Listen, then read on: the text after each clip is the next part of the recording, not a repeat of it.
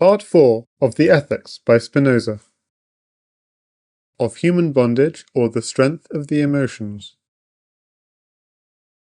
Preface, Definitions and Axiom. Preface. Human infirmity, in moderating and checking the emotions, I name bondage. For when a man is a prey to his emotions, he is not his own master, but lies at the mercy of fortune, so much so that he is often compelled, while seeing that which is better for him, to follow that which is worse. Why this is so, and what is good or evil in the emotions, I propose to show in this part of my treatise. But before I begin, it would be well to make a few prefatory observations on perfection and imperfection, good and evil. When a man has purposed to make a given thing and has brought it to perfection, his work will be pronounced perfect, not only by himself, but by everyone who rightly knows, or thinks that he knows, the intention and aim of its author. For instance, suppose anyone sees a work which I assume to be not yet completed, and knows that the aim of the author of that work is to build a house. He will call the work imperfect. He will, on the other hand, call it perfect as soon as he sees that it is carried through to the end, which its author had purposed for it. But if a man sees a work, the like whereof he has never seen before, and if he knows not the intention of the artificer, he plainly cannot know whether that work be perfect or imperfect. Such seems to be the primary meaning of these terms. But after men began to form general ideas, to think out types of houses, buildings, towers, etc., and to prefer certain types to others, it came about that each man called perfect that which he saw agree with the general idea he had formed of the thing in question, and called imperfect that which he saw agree less with his own preconceived type, even though it had evidently been completed in accordance with the idea of its artificer. This seems to be the only reason for calling natural phenomena, which indeed are not made with human hands, perfect or imperfect. For men are wont to form general ideas of things natural, no less than of things artificial, and such ideas they hold as types, believing that nature, who they think does nothing without an object, has them in view, and has set them as types before herself. Therefore, when they behold something in nature which does not wholly conform to the preconceived type which they have formed of the thing in question, they say that nature has fallen short, or has blundered, and has left her work incomplete.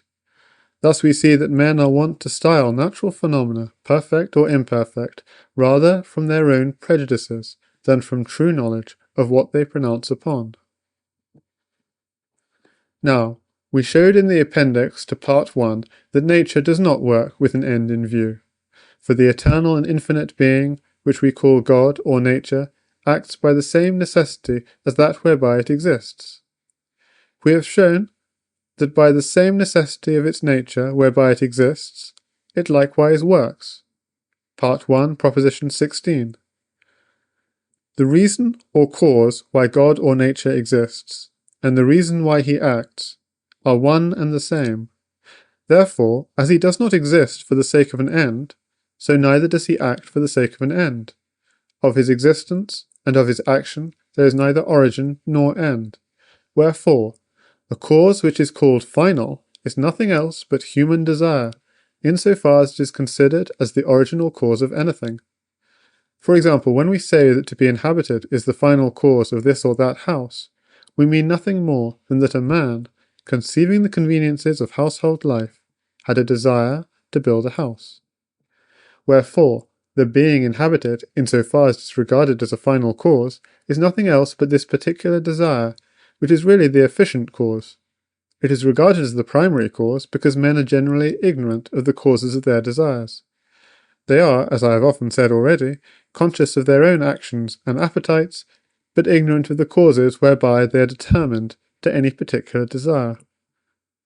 Therefore, the common saying that nature sometimes falls short, or blunders, and produces things which are imperfect, I set down among the glosses treated of in the Appendix to Part 1. Perfection and imperfection, then, are in reality merely modes of thinking, or notions, which we form from a comparison among one another of individuals of the same species. Hence I said above, Part 2, Definition 6, that by reality and perfection I mean the same thing, for we are wont to refer all the individual things in nature to one genus, which is called the highest genus, namely to the category of being, whereto absolutely all individuals in nature belong. Thus, in so far as we refer the individuals in nature to this category, and comparing them one with another, find that some possess more of being or reality than others, we to this extent say that some are more perfect than others. Again, in so far as we attribute to them anything implying negation, as term, end, infirmity, etc., we to this extent call them imperfect, because they do not affect our mind so much as the things which we call perfect, not because they have any intrinsic deficiency, or because nature has blundered. For nothing lies within the scope of a thing's nature, save that which follows from the necessity of the nature of its efficient cause, and whatsoever follows from the necessity of the nature of its efficient cause necessarily comes to pass. As for the terms good and bad, they indicate no positive quality in things regarded in themselves, but are merely modes of thinking, or notions which we form from the comparison of things one with another. Thus, one and the same thing can be at the same time good, bad, and indifferent. For instance, music is good for him that is melancholy, bad for him that mourns. For him that is deaf, it is neither good nor bad. Nevertheless, though this be so, the terms should still be retained, for inasmuch as we desire to form an idea of man as a type of human nature which we may hold in view, it will be useful for us to retain the terms in question, in the sense I have indicated. In what follows, then, I shall mean by good that which we certainly know to be a means of approaching more nearly to the type of human nature which we have set before ourselves, by bad that which we certainly know to be a hindrance to us in approaching the said type. Again, we shall say that men are more perfect or more imperfect in proportion as they approach more or less nearly to the said type. For it must be specially remarked that when I say that a man passes from a lesser to a greater perfection, or vice versa, I do not mean that he is changed from one essence or reality to another. For instance, a horse would be as completely destroyed by being changed into a man as by being changed into an insect. What I mean is that we conceive the thing's power of action, in so far as this is understood by its nature, to be increased or diminished. Lastly, by perfection in general, I shall, as I have said, mean reality. In other words, each thing's essence in so far as it exists and operates in a particular manner and without paying any regard to its duration, for no given thing can be said to be more perfect because it has passed a longer time in existence. The duration of things cannot be determined by their essence, for the essence of things involves no fixed and definite period of existence, but everything, whether it be more perfect or less perfect, will always be able to persist in existence with the same force wherewith it began to exist. Wherefore, in this respect, all things are equal. Definitions. 1. By good, I mean that which we certainly know to be useful to us. 2. By evil, I mean that which we certainly know to be a hindrance to us in the attainment of any good. Concerning these terms, see the foregoing preface towards the end. 3. Particular things I call contingent, in so far as, while regarding their essence only, we find nothing therein which necessarily asserts their existence, or excludes it. 4. Particular things I call possible, in so far as, while regarding the causes whereby they must be produced, we know not whether such causes be determined for producing them. In Part 1, Proposition 33, Note 1, I drew no distinction between possible and contingent, because there was in that place no need to distinguish them accurately. 5. By conflicting emotions, I mean those which draw a man in different directions, though they are of the same kind, such as luxury and avarice, which are both species of love, and are contraries, not by nature, but by accident. 6. What I mean by emotion felt towards a thing, future, present, and past, I explained in Part 3, Proposition 18, Notes 1 and 2, which see. But I should here also remark that we can only distinctly conceive distance of space or time up to a certain definite limit. That is, all objects distant from us more than 200 feet, or whose distance from the place where we are exceeds that which we can distinctly conceive, seem to be an equal distance from us, and all in the same plane. So also objects whose time of existing is conceived as removed from the present by a longer interval than we can distinctly conceive, seem to be all equally distant from the present, and are set down, as it were, to the same moment of time. 7. By an end, for the sake of which we do something, I mean a desire. 8. By virtue, virtus, and power, I mean the same thing, that is, Part 3, Proposition 7, virtue in so far as it is referred to man, is a man's nature or essence, in so far as it has the power of effecting what can only be understood by the laws of that nature. Axiom. There is no individual thing in nature than which there is not another more powerful and strong. Whatsoever thing be given, there is something stronger whereby it can be destroyed. End of Preface, Definitions, and Axiom. Propositions 1 to 5. Proposition 1. No positive quality possessed by a false idea is removed by the presence of what is true in virtue of its being true. Proof. Falsity consists solely in the privation of knowledge, which inadequate ideas involve. Part 2, Proposition 35. Nor have they any positive quality on account of which they are called false. Part 2, Proposition 33. Contrariwise, insofar as they are referred to God, they are true. Part 2, Proposition 32. Wherefore, if the positive quality possessed by a false idea were removed by the presence of what is true, in virtue of its being true, a true idea would then be removed by itself, which Part 3, Proposition 4, is absurd. Therefore, no positive quality possessed by a false idea is removed by the presence of what is true in virtue of its being true. Quod erat demonstrandum.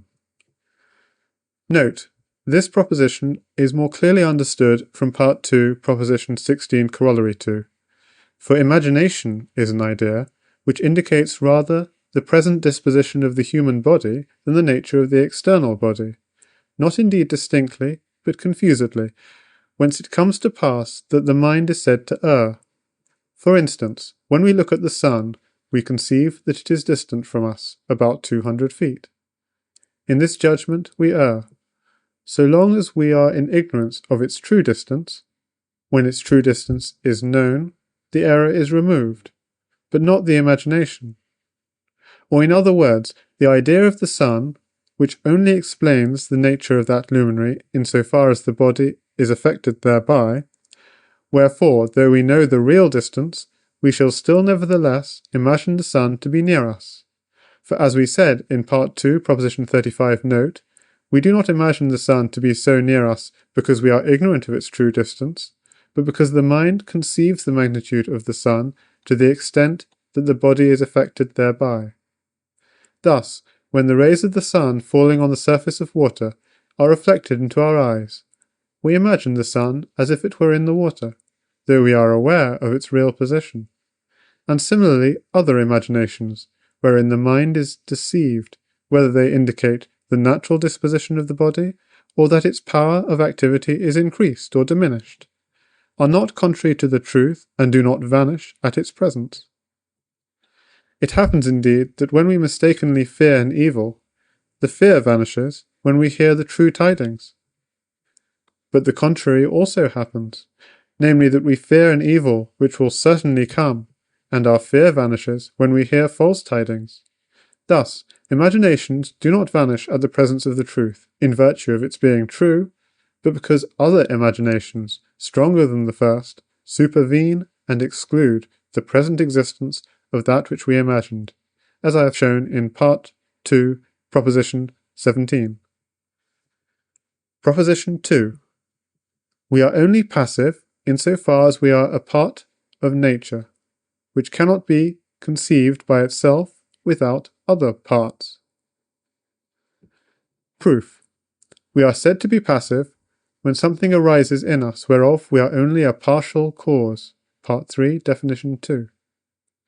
That is, Part 3, Definition 1, something which cannot be deduced solely from the laws of our nature. We are passive, therefore, insofar as we are a part of nature, which cannot be conceived by itself without other parts. Quod erat demonstrandum. Proposition 3. The force whereby a man persists in existing is limited, and is infinitely surpassed by the power of external causes. Proof. This is evident from the axiom of this part. For when man is given, there is something else, say A, more powerful. When A is given, there is something else, say B, more powerful than A, and so on to infinity. Thus the power of man is limited by the power of some other thing, and is infinitely surpassed by the power of external causes.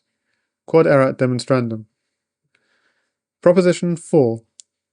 It is impossible that man should not be a part of nature, or that he should be capable of undergoing no changes, save such as can be understood through his nature only as their adequate cause. Proof. The power whereby each particular thing, and consequently man, preserves his being, is the power of God, or of nature. Part 1, Proposition 24, Corollary. Not insofar as it is infinite, but insofar as it can be explained by the actual human essence. Part 3, Proposition 7. Thus, the power of man, insofar as it is explained through his own actual essence, is a part of the infinite power of God, or nature, in other words, of the essence thereof. Part 1, Proposition 34.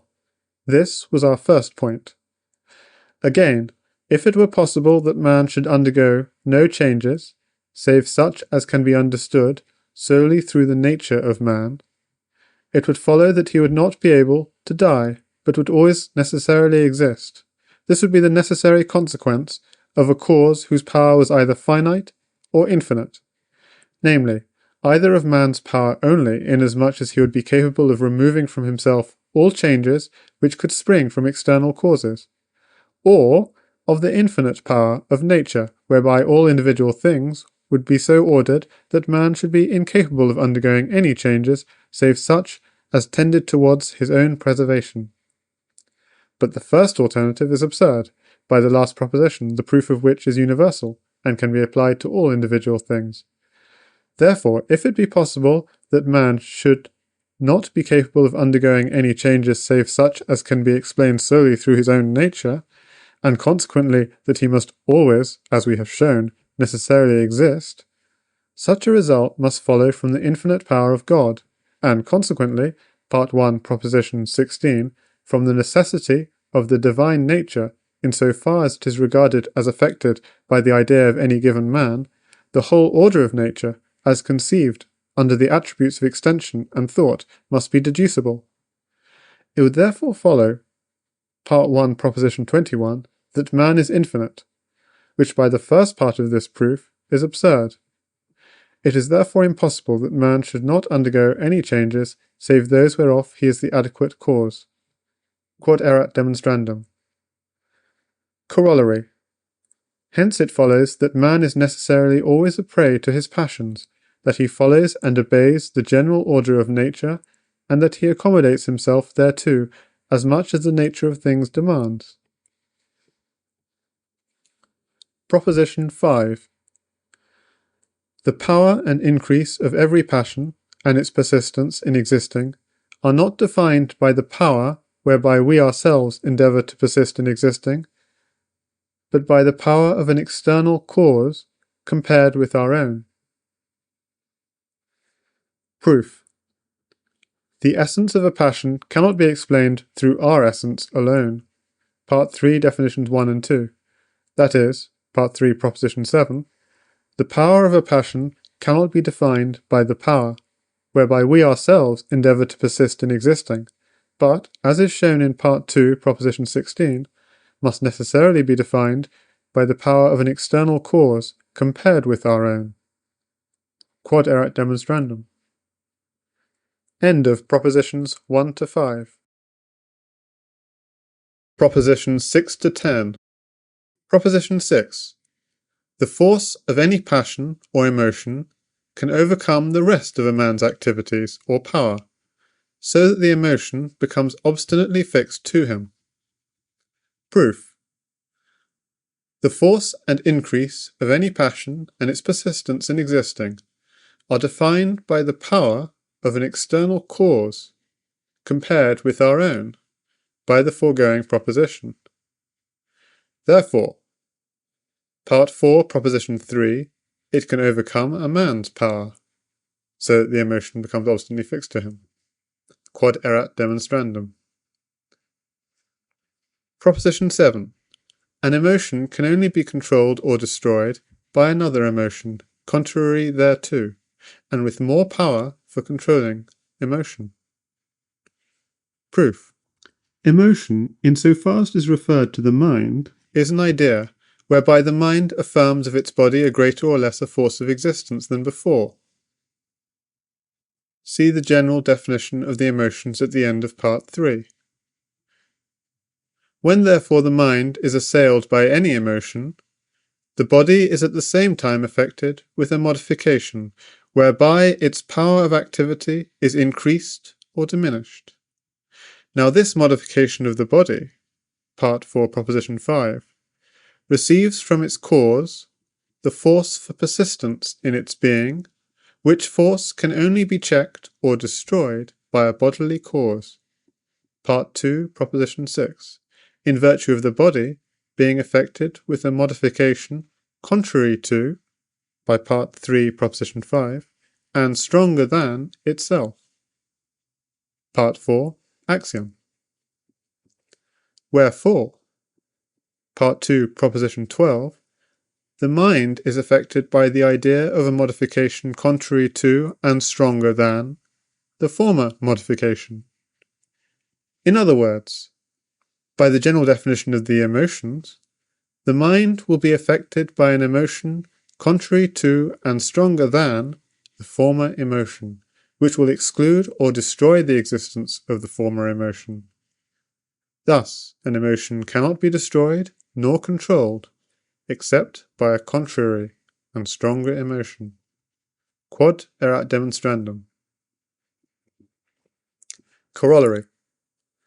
An emotion, in so far as it is referred to the mind, can only be controlled or destroyed through an idea of a modification of the body contrary to and stronger than that which we are undergoing. For the emotion which we undergo can only be checked or destroyed by an emotion contrary to and stronger than itself. In other words, by the general definition of the emotions, only by an idea of a modification of the body contrary to and stronger than the modification which we undergo. Proposition 8. The knowledge of good and evil is nothing else but the emotions of pleasure or pain, in so far as we are conscious thereof. Proof. We call a thing good or evil when it is of service, or the reverse, in preserving our being. Part 4, definitions 1 and 2. That is, Part 3, proposition 7, when it increases or diminishes, helps or hinders our power of activity. Thus, in so far as we perceive that a thing affects us with pleasure or pain, we call it good or evil. Wherefore, the knowledge of good and evil is nothing else but the idea of the pleasure or pain which necessarily follows from that pleasurable or painful emotion. Part 2, proposition 22. But this idea is united to the emotion in the same way as mind is united to body. Part 2, proposition 21.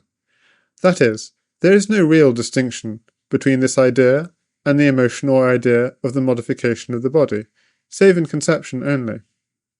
Therefore, the knowledge of good and evil is nothing else but the emotion, in so far as we are conscious thereof. Quod erat demonstrandum. Proposition 9. An emotion, whereof we conceive the cause to be with us at the present time, is stronger than if we did not conceive the cause to be with us. Proof. Imagination, or conception, is the idea by which the mind regards a thing as present.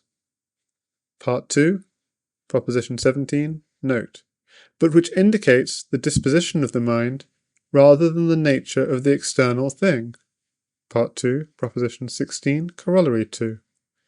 An emotion is therefore a conception, in so far as it indicates the disposition of the body, but a conception, by Part 2, Proposition 17, is stronger so long as we conceive nothing which excludes the present existence of the external object.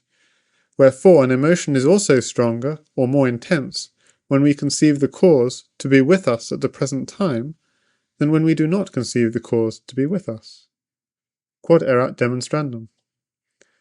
Note, when I said above, in Part 3, Proposition 18, that we are affected by the image of what is past or future with the same emotion as if the thing conceived were present, I expressly stated that this is only true in so far as we look solely to the image of the thing in question itself, for the thing's nature is unchanged, whether we have conceived it or not.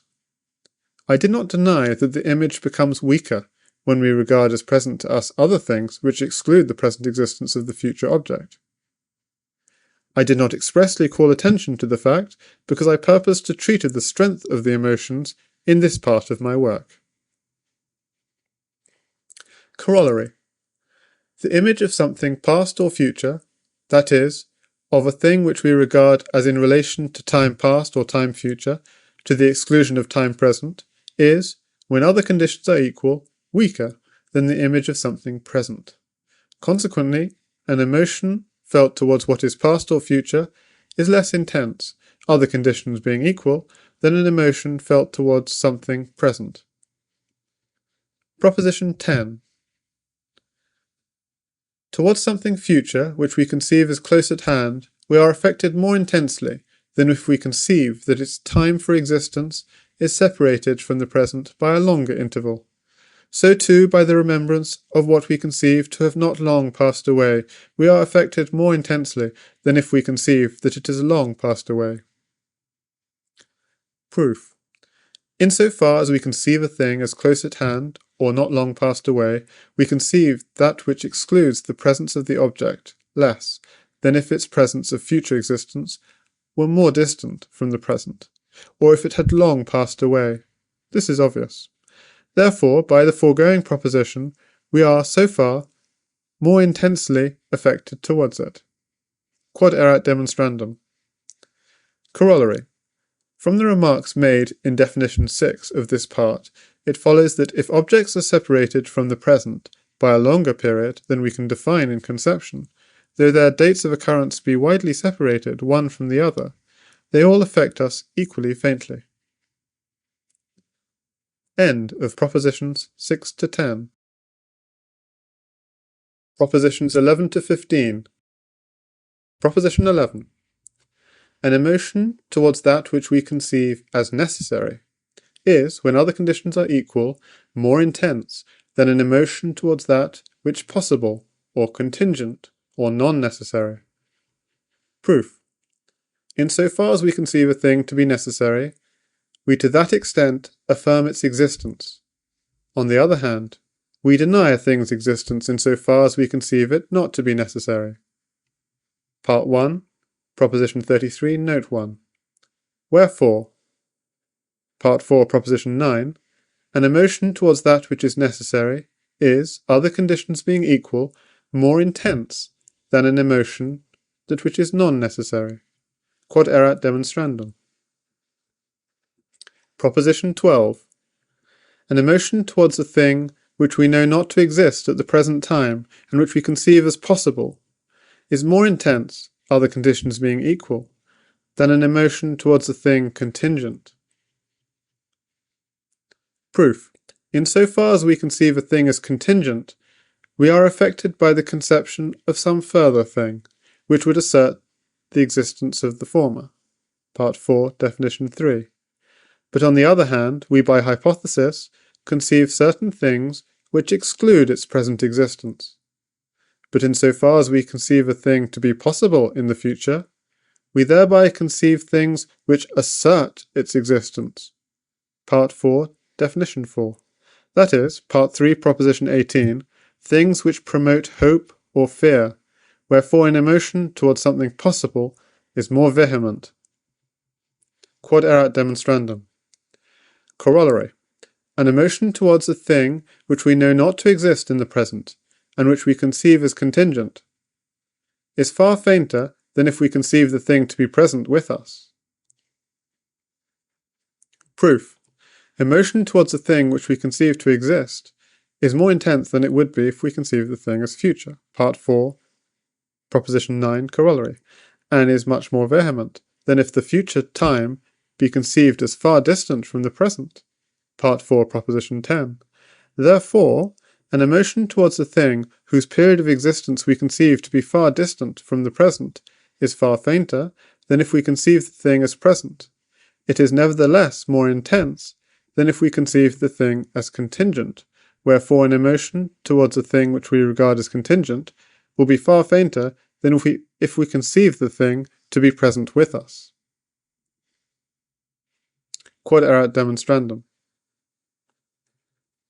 Proposition 13. Emotion towards the thing contingent, which we know not to exist in the present, is, other conditions being equal, fainter than an emotion towards a thing past. Proof. Insofar as we conceive a thing as contingent, we are not affected by the image of any other thing which asserts the existence of the said thing. Part 4, Definition 3. But on the other hand, by hypothesis, we conceive certain things excluding its present existence. But insofar as we conceive it in relation to time past, we are assumed to conceive something which recalls the thing to memory or excites the image thereof. Part 2, Proposition 18 and note, which is so far the same as regarding it as present. Part 2, Proposition 17, Corollary. Therefore, Part 4, Proposition 9, an emotion towards a thing contingent, which we know does not exist in the present, is fainter, other conditions being equal, than an emotion towards a thing past. Quod erat demonstrandum. Proposition 14. A true knowledge of good and evil cannot check any emotion by virtue of being true, but only in so far as it is considered as an emotion. Proof. An emotion is an idea, whereby the mind affirms of its body a greater or lesser force of existing than before, by the general definition of the emotions. Therefore, it has no positive quality, which can be destroyed by the presence of what is true. Consequently, the knowledge of good and evil cannot, by virtue of being true, restrain any emotion. But in so far as such knowledge is an emotion, Part 4, Proposition 8, if it have more strength for restraining emotion, it will to that extent be able to restrain the given emotion. Quod erat demonstrandum. Proposition 15.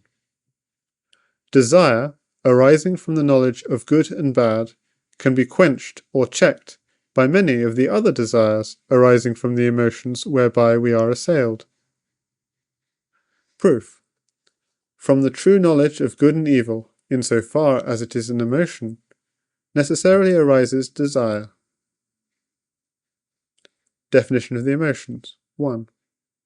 The strength of which is proportion to the strength of the emotion wherefrom it arises. Part 3, Proposition 37.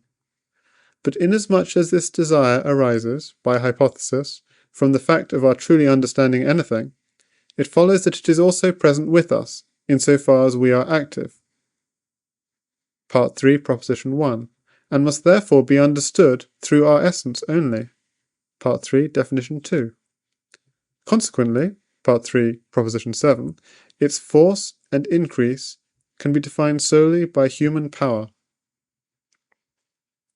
Again, the desires arising from the emotions whereby we are assailed are stronger in proportion as the said emotions are more vehement, wherefore their force and increase must be defined solely by the power of external causes, which, when compared with our own power, indefinitely surpass it. Part 4, Proposition 3.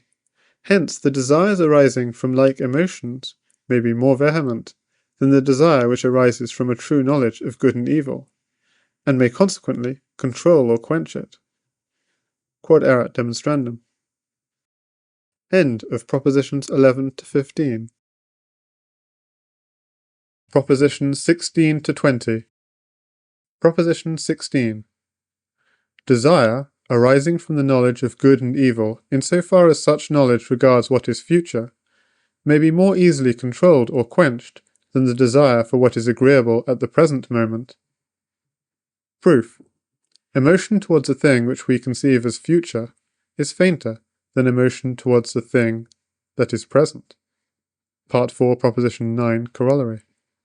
But desire, which arises from the true knowledge of good and evil, though it be concerned with things which are good at the moment, can be quenched or controlled by any headstrong desire, by the last proposition, the proof whereof is of universal application. Wherefore, desire arising from such knowledge, when concerned with the future, can be more easily controlled or quenched than the desire for what is agreeable at the present moment. Quod erat demonstrandum. Proposition 17. Desire arising from the true knowledge of good and evil, in so far as such knowledge is concerned with what is contingent, can be controlled far more easily still than desire for things that are present. Proof. This proposition is proved in the same way as the last proposition from Part 4, Proposition 12, Corollary. Note, I think I have now shown the reason why men are moved by opinion more readily than by true reason, why it is that the true knowledge of good and evil stirs up conflicts in the soul, and often yields to every kind of passion. This state of things gave rise to the exclamation of the poet, Ovid. Footnote. The better path I gaze at and approve, the worse I follow. From the Metamorphoses, Book 7, verse 20. Video meliora proboque, deteriora sequor. Ecclesiastes seems to have had the same thought in his mind, when he says, He who increaseth knowledge increaseth sorrow. I have not written the above with the object of drawing the conclusion that ignorance is more excellent than knowledge, or that a wise man is on a par with the fool in controlling his emotions, but because it is necessary to know the power and the infirmity of our nature before we can determine what reason can do in restraining the emotions, and what is beyond her power. I have said that in the present part I shall merely treat of human infirmity. The power of reason over the emotions I have settled to treat separately. Proposition 18. Desire arising from pleasure is, other conditions being equal, stronger than desire arising from pain. Proof. Desire is the essence of a man. Definition of the emotions 1. That is, the endeavour whereby a man endeavours to persist in his own being, wherefore desire arising from pleasure is by the fact of pleasure being felt, increased or helped. On the contrary, desire arising from pain is by the fact of pain being felt, diminished or hindered. Hence the force of desire arising from pleasure must be defined by human power together with the power of an external cause, whereas desire arising from pain must be defined by human power only. Thus the former is stronger of the two. Quod erat demonstrandum. Note, in these few remarks I have explained the causes of human infirmity and inconstancy, and shown why men do not abide by the precepts of reason. It now remains for me to show what course is marked out for us by reason, which of the emotions are in harmony with the rules of human reason, and which of them are contrary thereto. But before I begin to prove my propositions in detailed geometrical fashion, it is advisable to sketch them briefly in advance, so that everyone may more readily grasp my meaning. As reason makes no demands contrary to nature, it demands that every man should love himself, should seek that which is useful to him, that which is really useful to him, should desire everything which really brings man to greater perfection, and should, each for himself, endeavour as far as he can to preserve his own being. This is as necessarily true as that a whole is greater than its part. See Part 3, Proposition 4. Again, as virtue is nothing else but action in accordance with the laws of one's own nature, Part 4, Definition 8, and as no one endeavours to preserve his own being except in accordance with the laws of his own nature, it follows first that the foundation of virtue is the endeavour to preserve one's own being, and that happiness consists in man's power of preserving his own being. Secondly, that virtue is to be desired for its own sake, and that there is nothing more excellent or more useful to us, for the sake of which we should desire it. Thirdly, and lastly, that suicides are weak-minded, and are overcome by external causes repugnant to their nature. Further, it follows from Postulate 4, Part 2, that we can never arrive at doing, without all external things for the preservation of our being or living, so as to have no relations with things which are outside ourselves. Again, if we consider our mind, we see that our intellect would be more imperfect if mind were alone, and could understand nothing besides itself. There are then many things outside ourselves which are useful to us, and are therefore to be desired. Of such, none can be discerned more excellent than those which are in entire agreement with our nature. For if, for example, two individuals of entirely the same nature are united, they form a combination twice as powerful as either of them singly. Therefore, to man there is nothing more useful than man. Nothing, I repeat, more excellent for preserving their being can be wished for by men than that all should so in all points agree, that the minds and bodies of all should form as it were one single mind and one single body, and that all should, with one consent, as far as they are able, endeavour to preserve their being, and all with one consent seek what is useful to them all. Hence, men who are governed by reason, that is, who seek what is useful to them in accordance with reason, desire for themselves nothing which they do not also desire for the rest of mankind, and consequently are just, faithful, and honourable in their conduct. Such are the dictates of reason, which I purpose thus briefly to indicate, before beginning to prove them in greater detail. I have taken this course, in order, if possible, to gain the attention of those who believe that the principle that every man is bound to seek what is useful for himself is the foundation of impiety, rather than of piety and virtue. Therefore, after briefly showing that the contrary is the case, I go on to prove it, by the same method, as that whereby I have hitherto proceeded. Proposition 19. Every man, by the laws of his nature, necessarily desires or shrinks from that which he deems to be good or bad. Proof. The knowledge of good and evil is, Part 4, Proposition 8, the emotion of pleasure or pain in so far as we are conscious thereof. Therefore, every man necessarily desires what he thinks good and shrinks from what he thinks bad. Now this appetite is nothing else but man's nature, or essence. See the definition of appetite, Part 3, Proposition 9, note, and definition of the emotions, 1. Therefore, every man, solely by the laws of his nature, desires the one and shrinks from the other, etc. Quod erat demonstrandum. Proposition 20. The more every man endeavours and is able to seek what is useful to him, in other words, to preserve his own being, the more is he endowed with virtue. On the contrary, in proportion as a man neglects to seek what is useful to him, that is, to preserve his own being, he is wanting in power. Proof. Virtue is human power, which is defined solely by man's essence. Part 4, Definition 8. That is, which is defined solely by the endeavour made by man to persist in his own being, Wherefore, the more a man endeavours and is able to preserve his own being, the more is he endowed with virtue, and consequently, Part 3, Propositions 4 and 6, in so far as a man neglects to preserve his own being, he is wanting in power. Quod erat demonstrandum. Note: no one, therefore, neglects seeking his own good or preserving his own being, unless he be overcome by causes external and foreign to his nature. No one, I say, from the necessity of his own nature or otherwise, then under compulsion from external causes, shrinks from food or kills himself. Which latter may be done in a variety of ways. A man, for instance, kills himself under the compulsion of another man who twists round his right hand, wherewith he happened to have taken up a sword, and forces him to turn the blade against his own heart.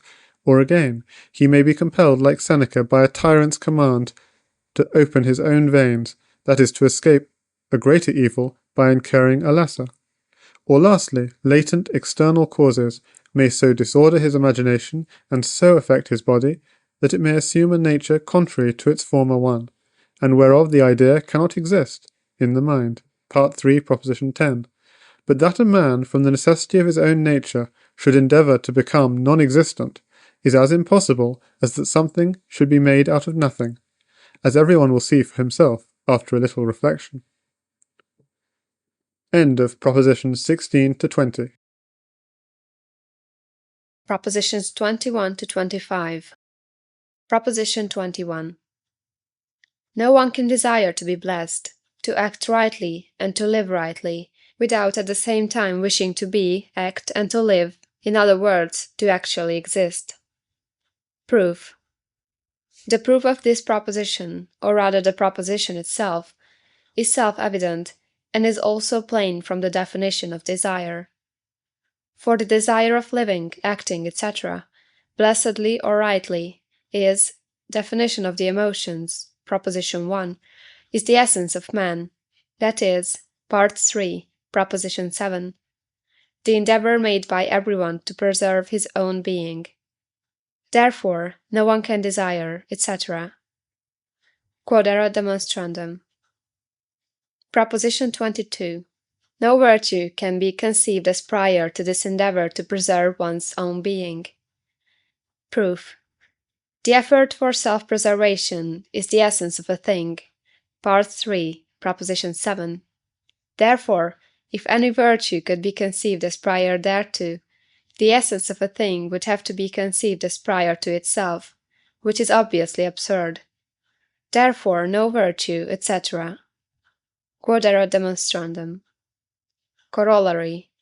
The effort for self-preservation is the first and only foundation of virtue, for prior to this principle nothing can be conceived, and without it no virtue can be conceived.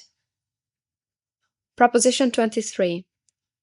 Man, in so far as he is determined to a particular action, because he has inadequate ideas, cannot be absolutely said to act in obedience to virtue.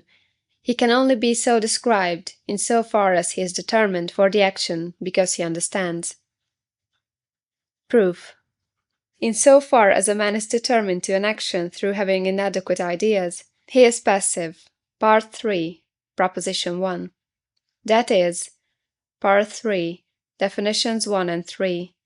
He does something which cannot be perceived solely through his essence, that is, by Part 4, Definition 8, which does not follow from his virtue. But in so far as he is determined for an action because he understands, he is active. That is, he does something which is perceived through his essence alone, or which adequately follows from his virtue. Quod erat demonstrandum. Proposition 24. To act absolutely in obedience to virtue is in us the same thing as to act, to live, or to preserve one's being. These three terms are identical in meaning. In accordance with the dictates of reason, on the basis of seeking what is useful to oneself. Proof. To act absolutely in obedience to virtue is nothing else but to act according to the laws of one's own nature.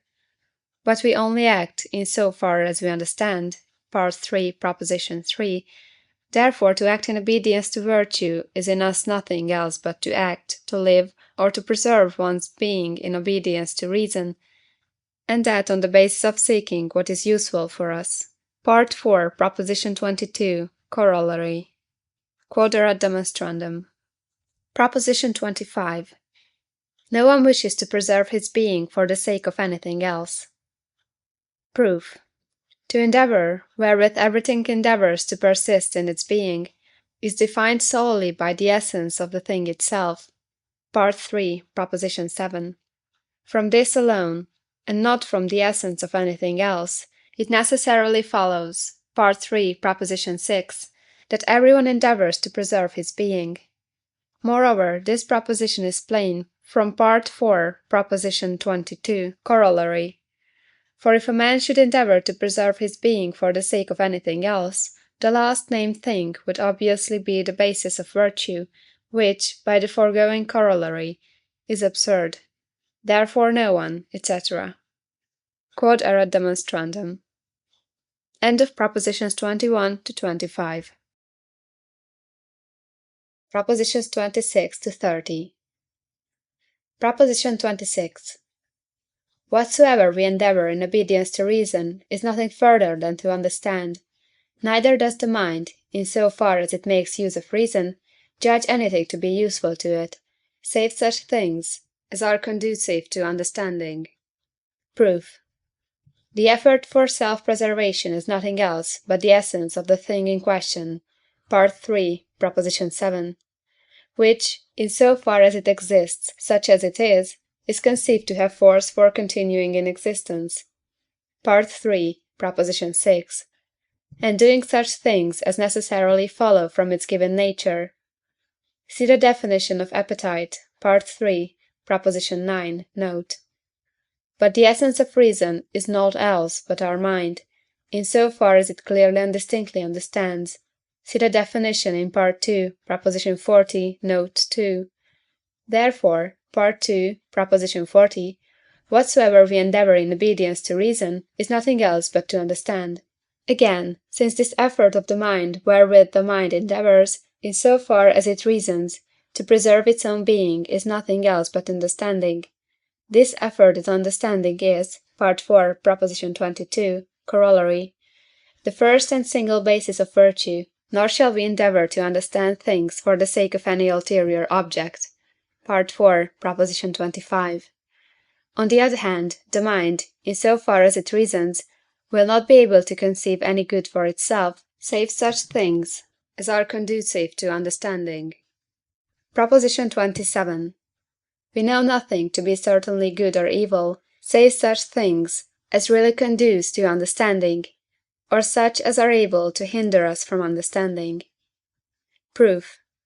The mind in so far as it reasons, desires nothing beyond understanding, and judges nothing to be useful to itself, save such things as conduce to understanding, by the foregoing proposition.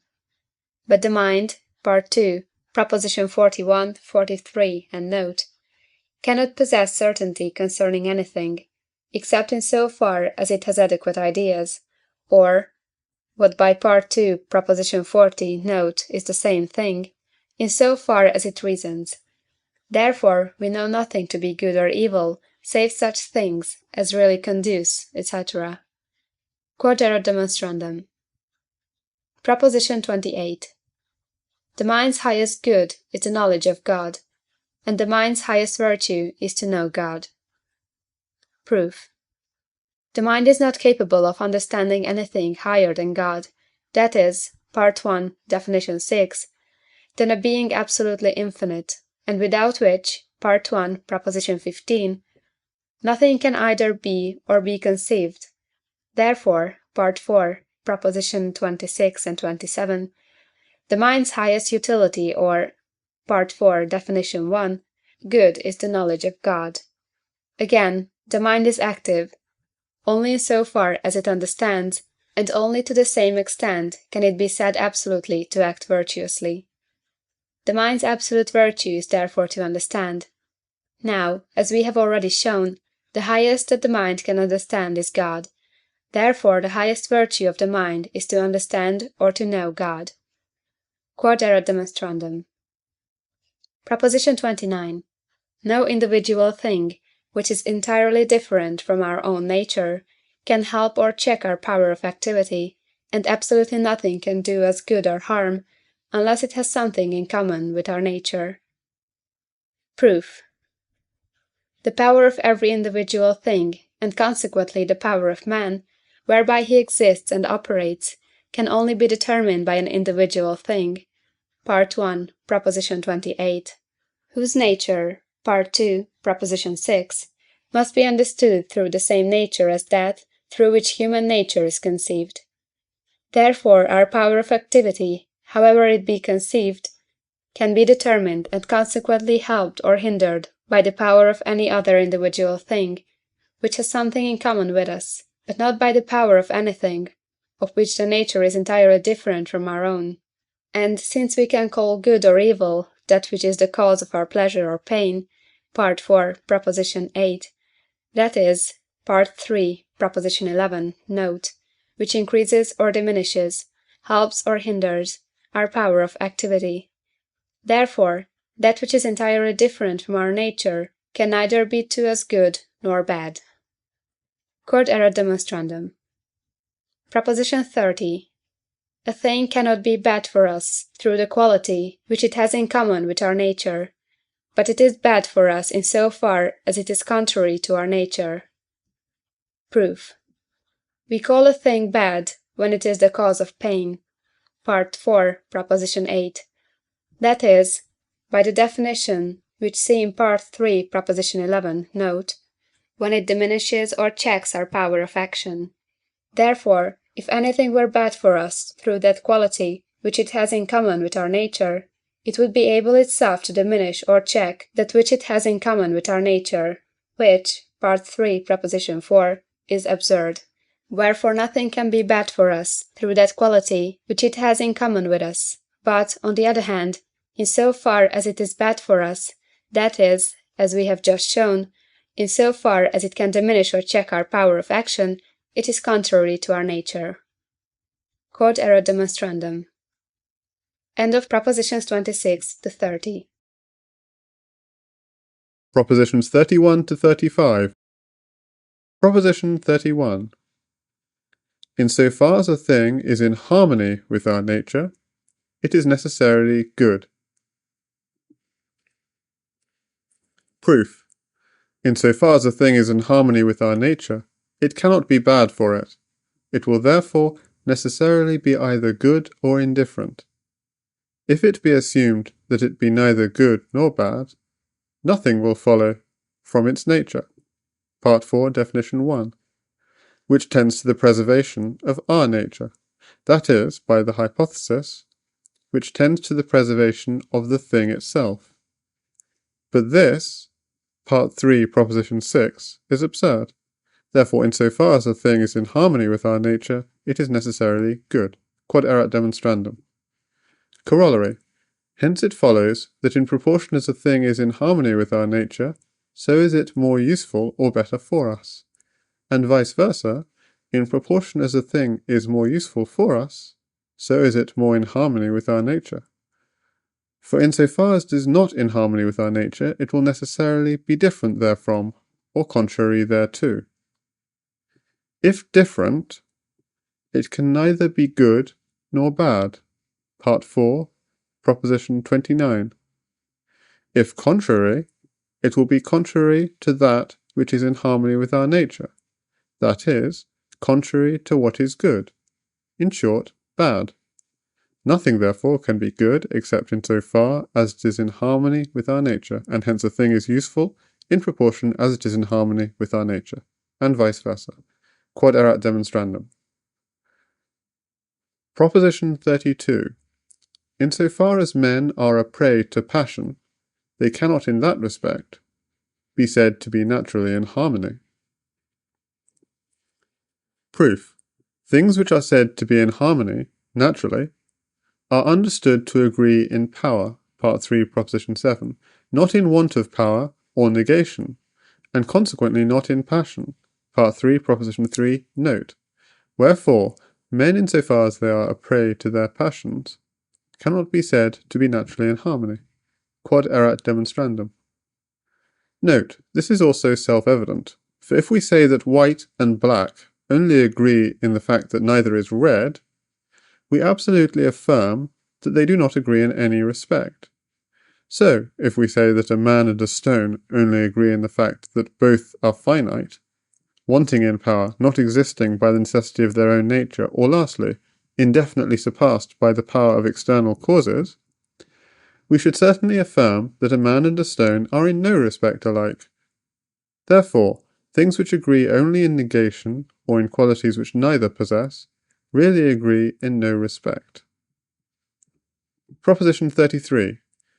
Men can differ in nature insofar as they are assailed by those emotions, which are passions or passive states, and to this extent one and the same man is variable and inconstant. Proof. The nature or essence of the emotions cannot be explained solely through our essence or nature, Part 3, definitions 1 and 2, but it must be defined by the power, that is, Part 3, proposition 7, by the nature of external causes in comparison with our own. Hence it follows that there are as many kinds of each emotion as there are external objects whereby we are affected, Part 3, proposition 56, and that men may be differently affected by one and the same object, Part 3, proposition 51, and to this extent differ in nature. Lastly, that one and the same man may be differently affected towards the same object, and may therefore be variable and inconstant. Quod erat demonstrandum. Proposition 34. In so far as men are assailed by emotions which are passions, they can be contrary one to another. Proof. A man, for instance Peter, can be the cause of Paul's feeling pain, because he, Peter, possesses something similar to that which Paul hates. Part 3, proposition 16. Or, because Peter has sole possession of a thing which Paul also loves. Part 3, proposition 32 and note. Or for other causes, of which the chief are enumerated in Part 3, proposition 55, note. It may therefore happen that Paul should hate Peter. Definition of emotions 7. Consequently, it may easily happen also that Peter should hate Paul in return, and that each should endeavour to do the other an injury. Part 3, proposition 39. That is, Part 4, proposition 30, that they should be contrary one to another. But the emotion of pain is always a passion or passive state. Part 3, proposition 59. Hence men, in so far as they are assailed by emotions, which are passions, can be contrary one to another. Quod erat demonstrandum. Note, I said that Paul may hate Peter because he conceives that Peter possesses something which he, Paul, also loves. From this it seems at first sight to follow that these two men, through both loving the same thing, and consequently through agreement of their respective natures, stand in one another's way. If this was so, propositions 30 and 31 of this part would be untrue. But if we give the matter our unbiased attention, we shall see that the discrepancy vanishes. For the two men are not in one another's way in virtue of the agreement of their natures, that is, through both loving the same thing, but in virtue of one differing from the other. For in so far as each loves the same thing, the love of each is fostered thereby. Part 3, proposition 31. That is, definition of the emotions 6. The pleasure of each is fostered thereby. Wherefore it is far from being the case that they are at variance through both loving the same thing, and through the agreement in their natures. The cause for their opposition lies, as I have said, solely in the fact that they are assumed to differ, for we assume that Peter has the idea of the loved object as already in his possession, while Paul has the idea of the loved object as lost. Hence, the one man will be affected with pleasure, the other will be affected with pain, and thus they will be at variance one with another. We can easily show in like manner that all other causes of hatred depends solely on differences, and not on the agreement between men's natures. Proposition 35. Insofar only as men live in obedience to reason, do they always necessarily agree in nature? Proof. Insofar as men are assailed by emotions that are passions, they can be different in nature, Part 4, Proposition 33, and at variance one with another. But men are only said to be active insofar as they act in obedience to reason, Part 3, Proposition 3. Therefore, whatsoever follows from human nature, insofar as it is defined by reason, must, Part 3, Definition 2, be understood solely through human nature as its proximate cause. But since every man, by the laws of his nature, desires that which he deems good, and endeavours to remove that which he deems bad, Part 4, Proposition 19, and further, since that which we in accordance with reason deem good or bad, necessarily is good or bad, Part 2, Proposition 41, it follows that men, insofar as they live in obedience to reason, necessarily do only such things as are necessarily good for human nature, and consequently for each individual man. Part 4, Proposition 31, Corollary. In other words, such things as are in harmony with each man's nature. Therefore, men, insofar as they live in obedience to reason, necessarily live always in harmony, one with another.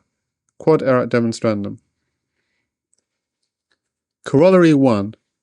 There is no individual thing in nature which is more useful to man than a man who lives in obedience to reason, for that thing is to man most useful which is most in harmony with his nature. Part 4, Proposition 31, Corollary. That is, obviously, man. But man acts absolutely according to the laws of his nature when he lives in obedience to reason, Part 3, Definition 2, and to this extent only is always necessarily in harmony with the nature of another man by the last proposition. Wherefore, among individual things, nothing is more useful to man than a man who lives in obedience to reason. Quod erat demonstrandum. Corollary 2. As every man seeks most that which is useful to him, so are men most useful one to another.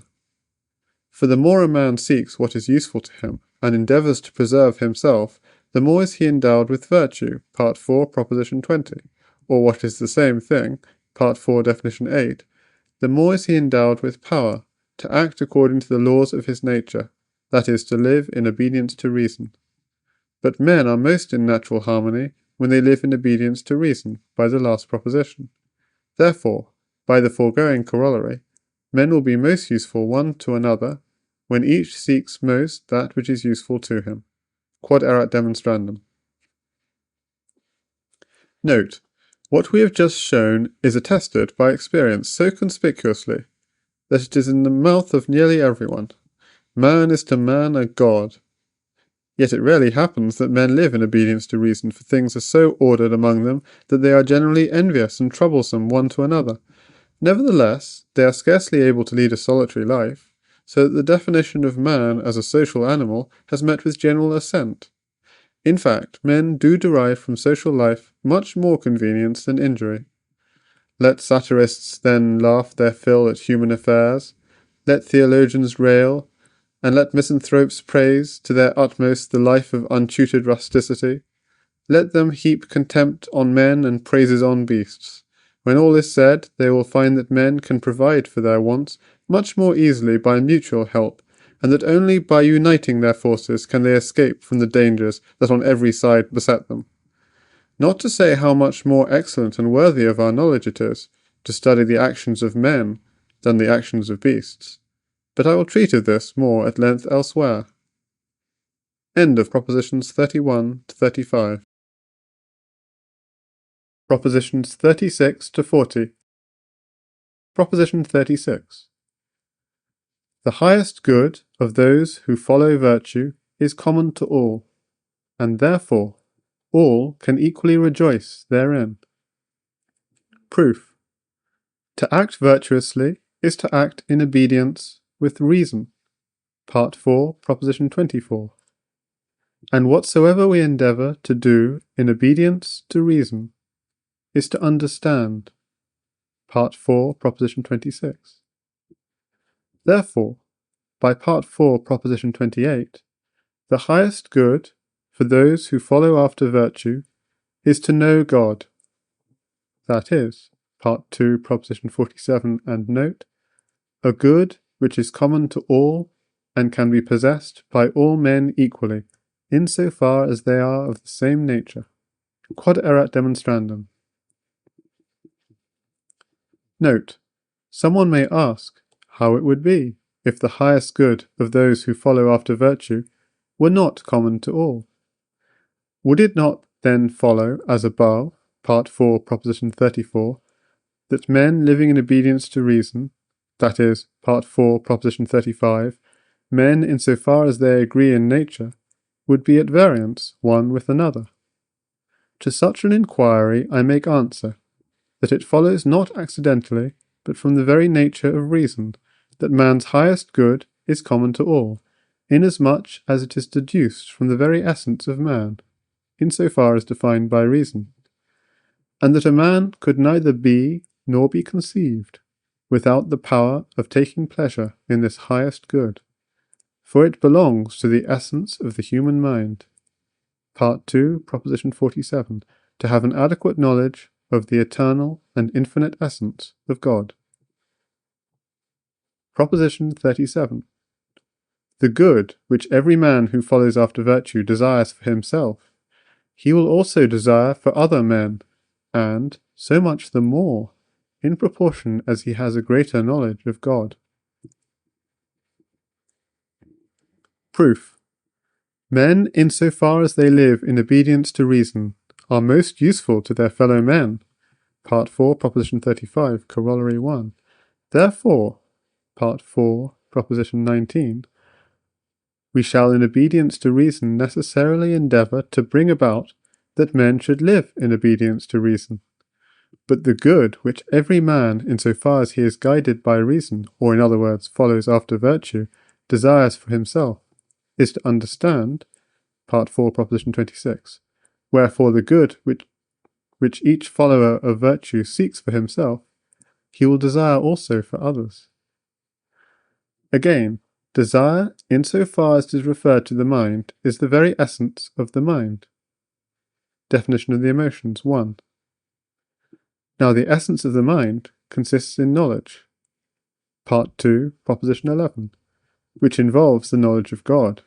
Part 2, Proposition 47. And without it, Part 1, Proposition 15, can neither be nor be conceived. Therefore, in proportion as the mind's essence involves a greater knowledge of God, so also will be greater the desire of the follower of virtue that other men should possess that which he seeks as good for himself. Quod erat demonstrandum. Another proof. The good which a man desires for himself and loves, he will love more constantly if he sees that others love it also. Part 3, Proposition 31.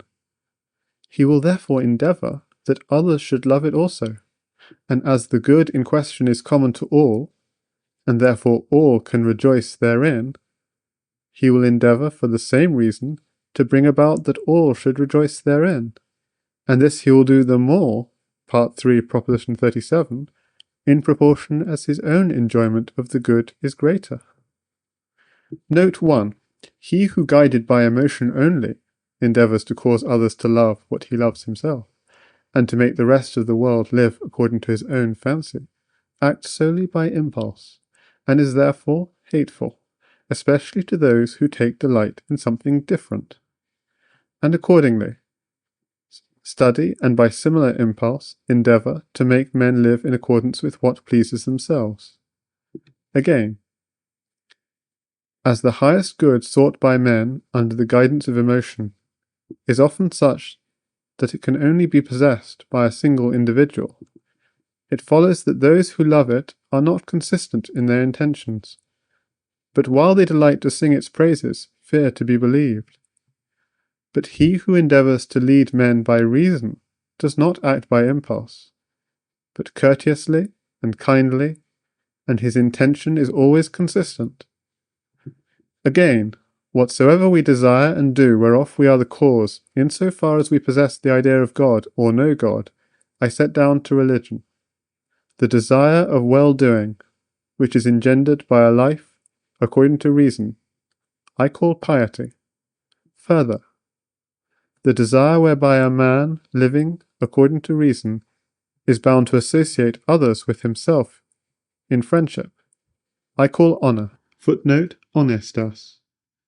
By honourable, I mean that which is praised by men living according to reason, and by base, I mean that which is repugnant to the gaining of friendship. I have also shown in addition what are the foundations of a state, and the difference between true virtue and infirmity may be readily gathered from what I have said, namely, that true virtue is nothing else but living in accordance with reason, while infirmity is nothing else but man's allowing himself to be led by things which are external to himself, and to be by them determined to act in a manner demanded by the general disposition of things, rather than by his own nature, considered solely in itself. Such are the matters which I engaged to prove in Proposition 18 of this part, whereby it is plain that the law against the slaughter of animals is founded rather on vain superstition and womanish pity than on sound reason.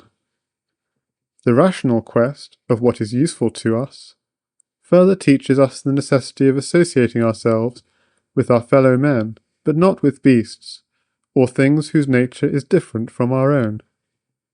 We have the same rights in respect to them as they have in respect to us. Nay, as everyone's right is defined by his virtue or power, men have far greater rights over beasts than beasts have over men. Still, I do not deny that beasts feel. What I deny is that we may not consult our own advantage, and use them as we please, treating them in the way which best suits us, for their nature is not like ours, and their emotions are naturally different from human emotions. Part 3, Proposition 57, note. It remains for me to explain what I mean by just and unjust, sin and merit. On these points, see the following note. Note 2. In the appendix to Part 1, I undertook to explain praise and blame, merit and sin, justice and injustice. Concerning praise and blame, I have spoken in Part 3, Proposition 29, note. The time has now come to treat of the remaining terms, but I must first say a few words concerning man in the state of nature and in society. Every man exists by sovereign natural right, and consequently, by sovereign natural right performs those actions which follow from the necessity of his own nature. Therefore, by sovereign natural right, every man judges what is good and what is bad, takes care of his own advantage, according to his own disposition. Part 4, Proposition 19, and Part 4, Proposition 20. Avenges the wrongs done to him, Part 3, Proposition 40, Corollary 2, and endeavours to preserve that which he loves, and to destroy that which he hates. Part 3, Proposition 28. Now, if men lived under the guidance of reason, everyone would remain in possession of this, his right, without any injury being done to his neighbour. Part 4, Proposition 35, Corollary 1. But seeing that they are a prey to their emotions, which far surpass human power or virtue, Part 4, Proposition 6, they are often drawn in different directions, and being at variance one with another, Part 4, Propositions 33 and 34, stand in need of mutual help, Part 4, Proposition 35, note. Wherefore, in order that men may live together in harmony, and may aid one another, it is necessary that they should forego their natural right, and, for the sake of security, refrain from all actions which can injure their fellow men. The way in which this end can be obtained, so that men who are necessarily a prey to their emotions, Part 4, Proposition 4, Corollary, inconstant and diverse, should be able to render each other mutually secure and feel mutual trust, is evident from Part 4, Proposition 7, and Part 3, Proposition 39. It is there shown that an emotion can only be restrained by an emotion stronger than and contrary to itself, that men avoid inflicting injury through fear of incurring a greater injury themselves. On this law society can be established, so long as it keeps in its own hand the right possessed by everyone of avenging injury, and pronouncing on good and evil, and provided it also possesses the power to lay down a general rule of conduct, and to pass laws sanctioned not by reason, which is powerless in restraining emotion, but by threats. Part 4, Proposition 17, note. Such a society established with laws and the power of preserving itself is called a state, while those who live under its protection are called citizens. We may readily understand that there is in the state of nature nothing which by universal consent is pronounced good or bad, for in the state of nature everyone thinks solely of his own advantage, and according to his disposition, with reference only to his individual advantage, decides what is good or bad, being bound by no law to anyone besides himself. In the state of nature, therefore, sin is inconceivable. It can only exist in a state where good and evil are pronounced on by common consent, and where everyone is bound to obey the state authority.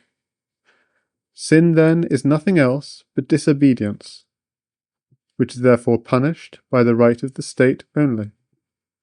Obedience, on the other hand, is set down as merit, inasmuch as a man is thought worthy of merit if he takes delight in the advantages which a state provides. Again, in the state of nature, no one is by common consent master of anything, nor is there anything in nature which can be said to belong to one man rather than another. All things are common to all. Hence, in the state of nature, we can conceive no wish to render to every man his own, or to deprive a man of that which belongs to him. In other words, there is nothing in the state of nature answering to justice and injustice. Such ideas are only possible in a social state, when it is decreed by common consent what belongs to one man and what to another. From all these considerations, it is evident that justice and injustice, sin and merit, are extrinsic ideas, and not attributes which display the nature of the mind. But I have said enough. Proposition 38.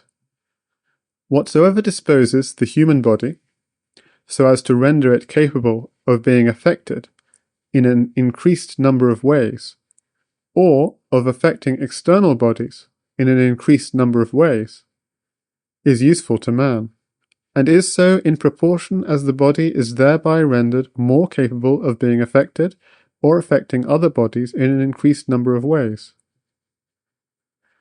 Contrariwise, whatsoever renders the body less capable in this respect is hurtful to man. Proof. Whatsoever thus increases the capabilities of the body, increases also the mind's capability of perception. Part 2, Proposition 14.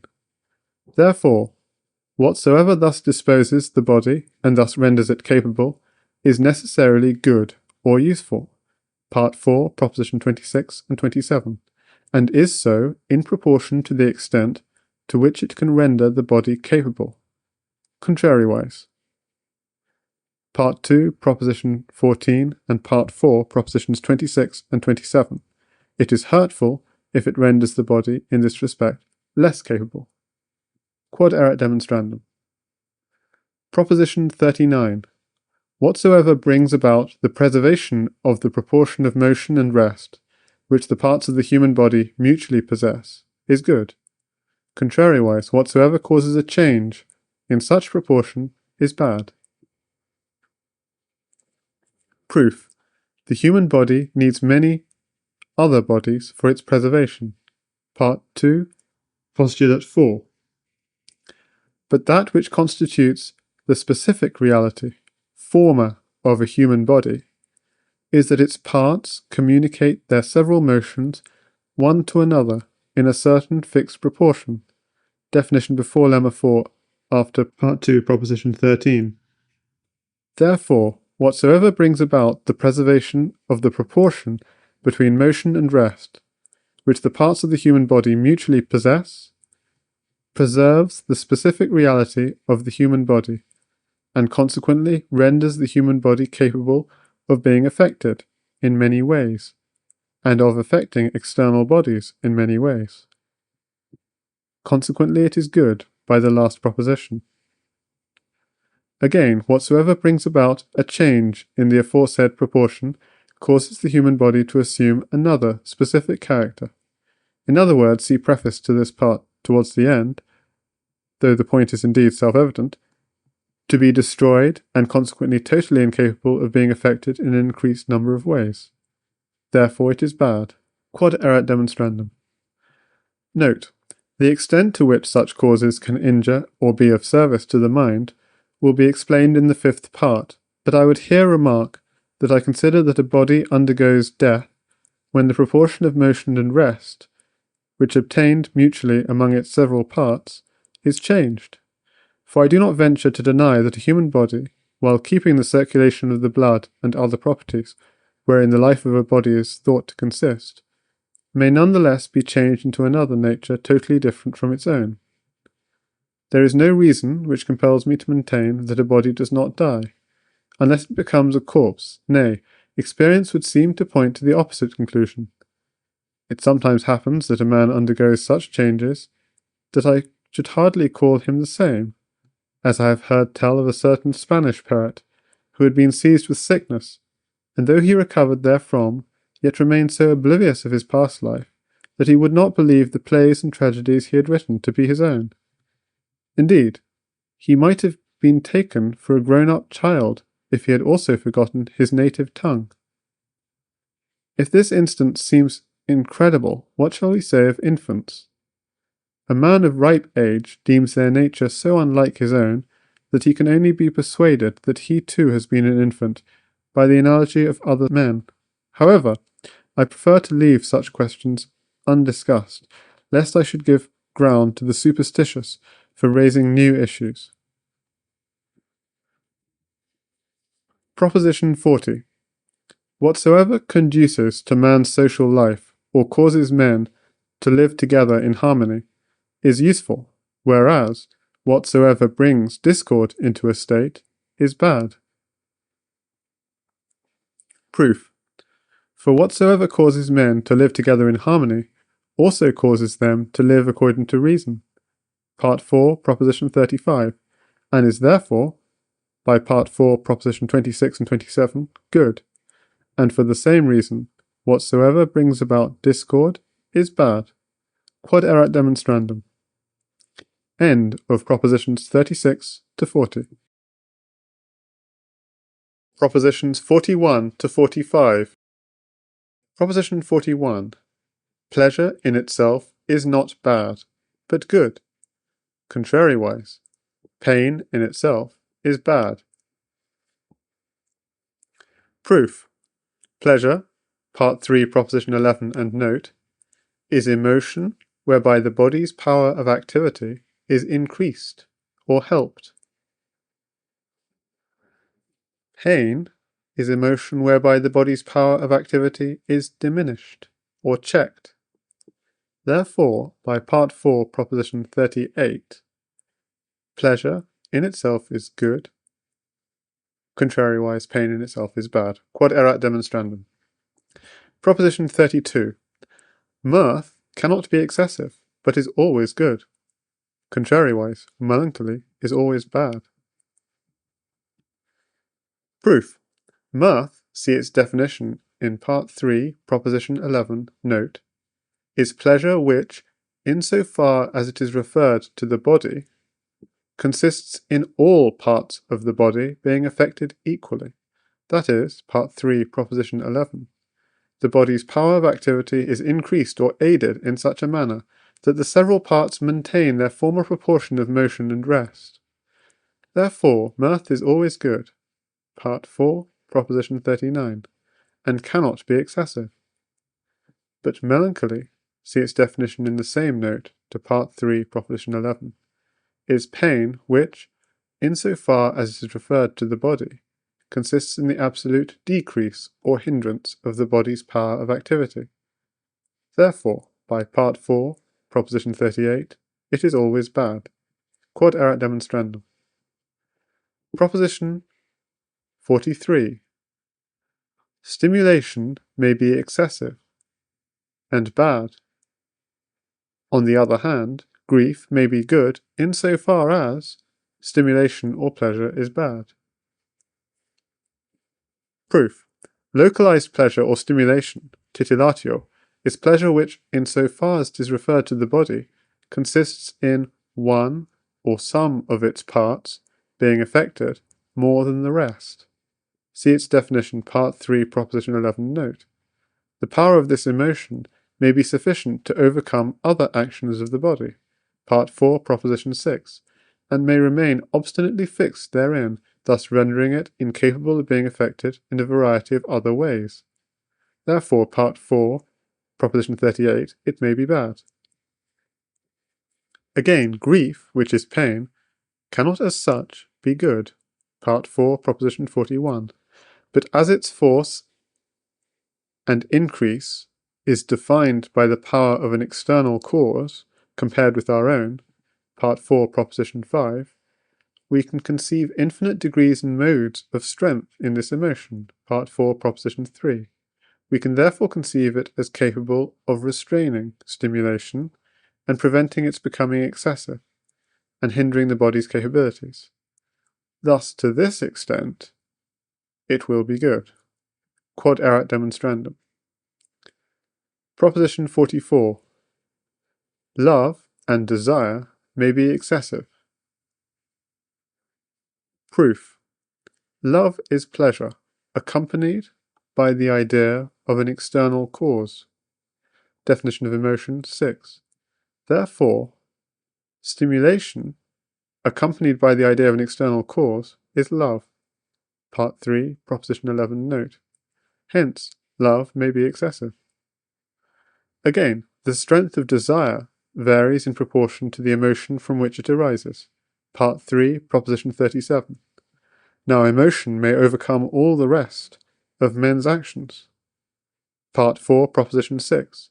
So therefore can desire, which arises from the same emotion, overcome all other desires, and become excessive, as we showed in the last proposition concerning stimulation. Note: mirth, which I have stated to be good, can be conceived more easily than it can be observed. For the emotions whereby we are daily assailed are generally referred to some part of the body which is affected more than the rest. Hence, the emotions are generally excessive, and so fix the mind in the contemplation of one object, that it is unable to think of others.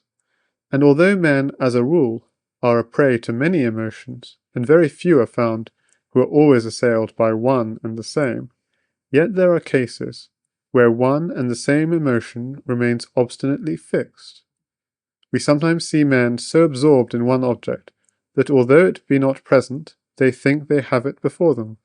When this is the case with a man who is not asleep, we say he is delirious or mad.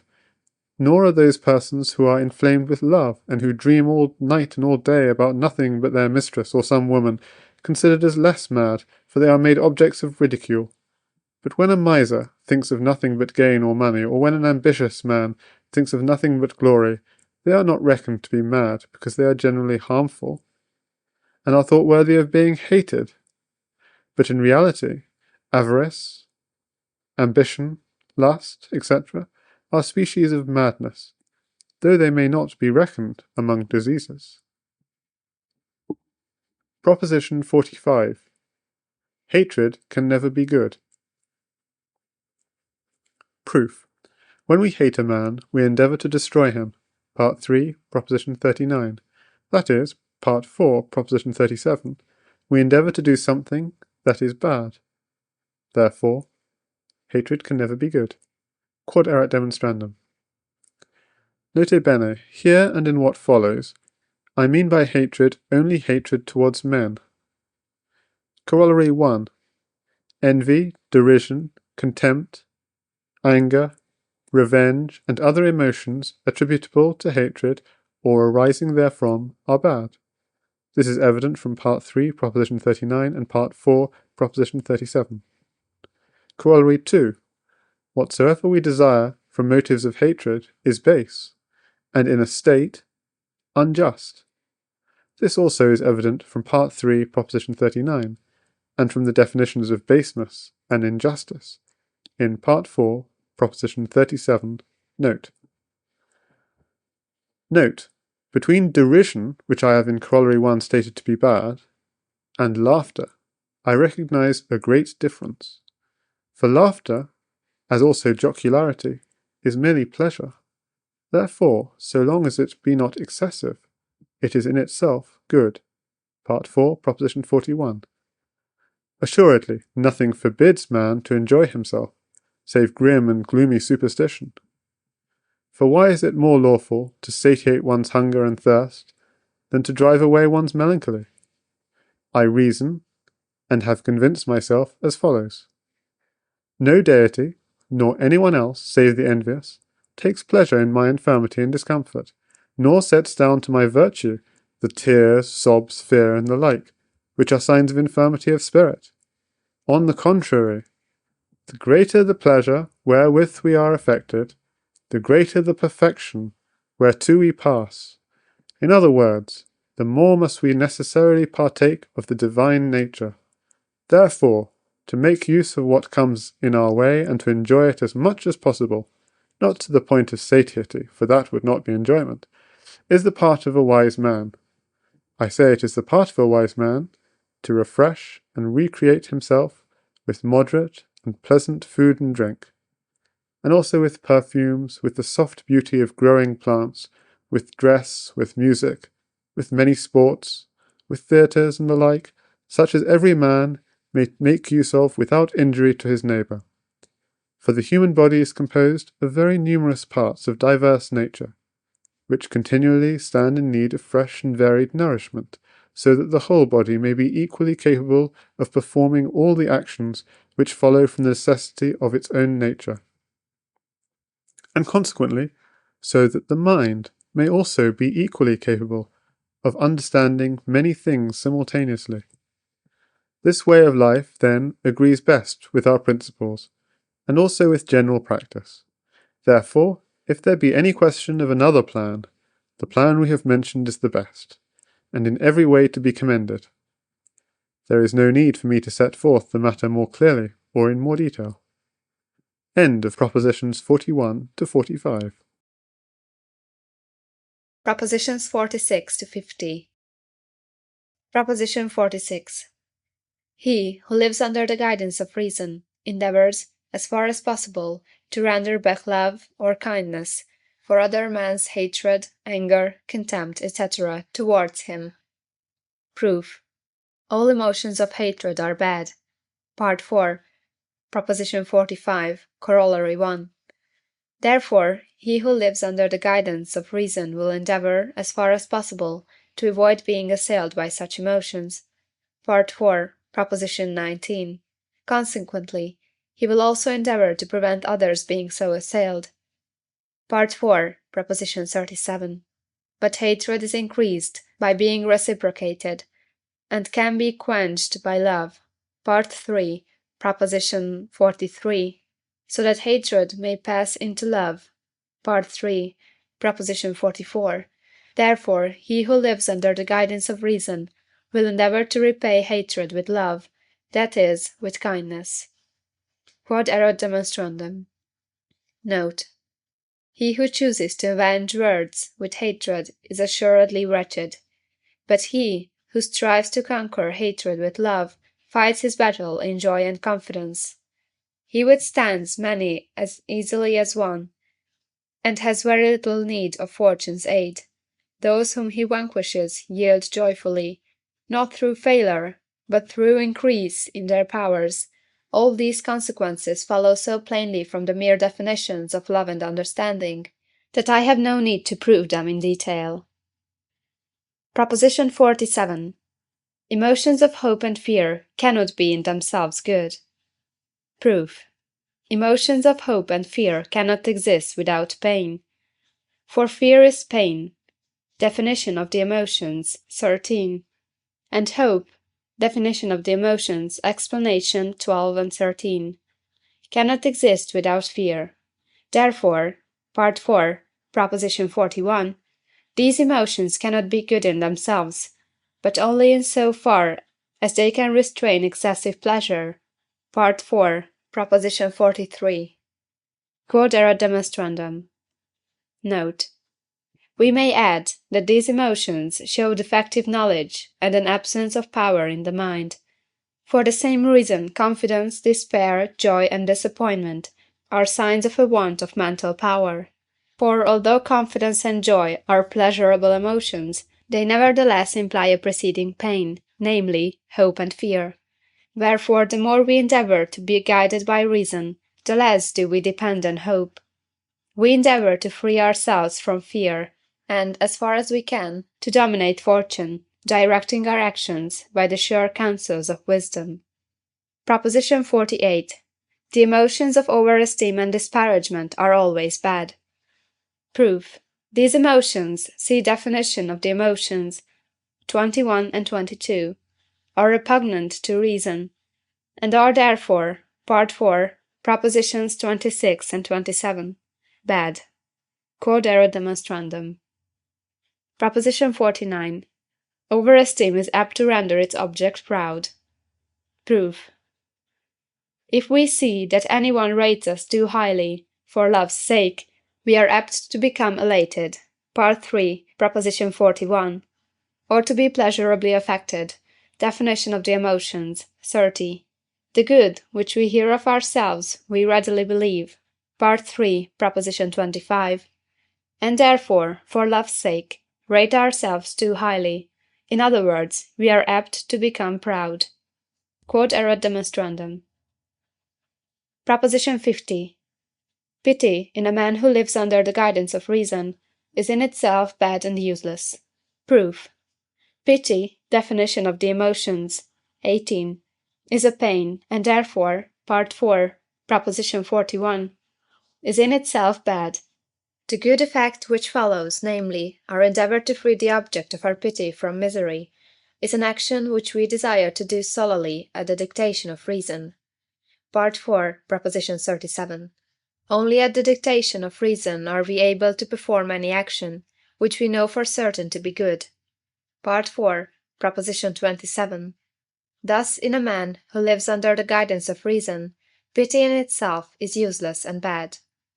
Quod erat demonstrandum. Note. He who rightly realizes that all things follow from the necessity of the divine nature, and come to pass in accordance with the eternal laws and rules of nature, will not find anything worthy of hatred, derision, or contempt, nor will he bestow pity on anything, but to the utmost extent of human virtue he will endeavour to do well, as the saying is, and to rejoice. We may add that he who is easily touched with compassion, and is moved by another's sorrow or tears, often does something which he afterwards regrets, partly because we can never be sure that an action caused by emotion is good, partly because we are easily deceived by false tears.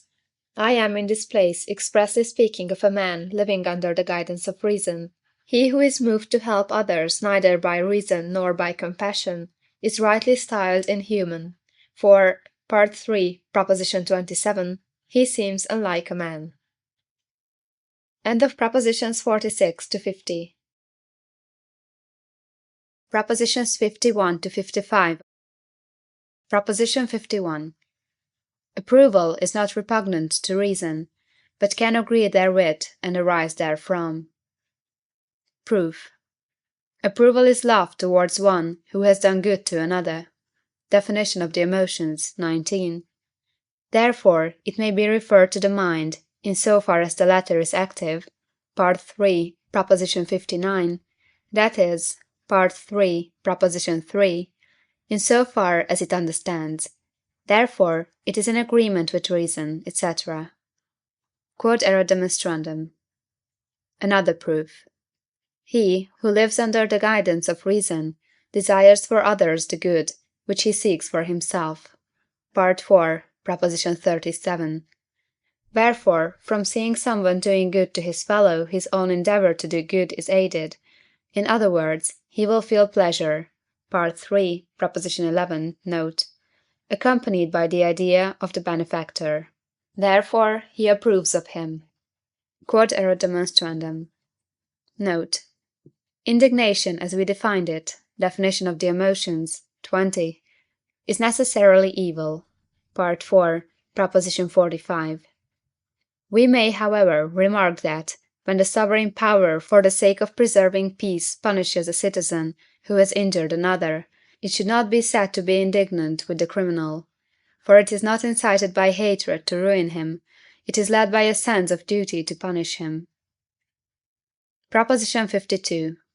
Self-approval may arise from reason, and that which arises from reason is the highest possible. Proof. Self-approval is pleasure arising from a man's contemplation of himself and his own power of action. Definition of the emotions, 25. But a man's true power of action or virtue is reason herself. (III. Prop. 3), as the said man clearly and distinctly contemplates her. (II. Prop. 40 and 43). Therefore self-approval arises from reason.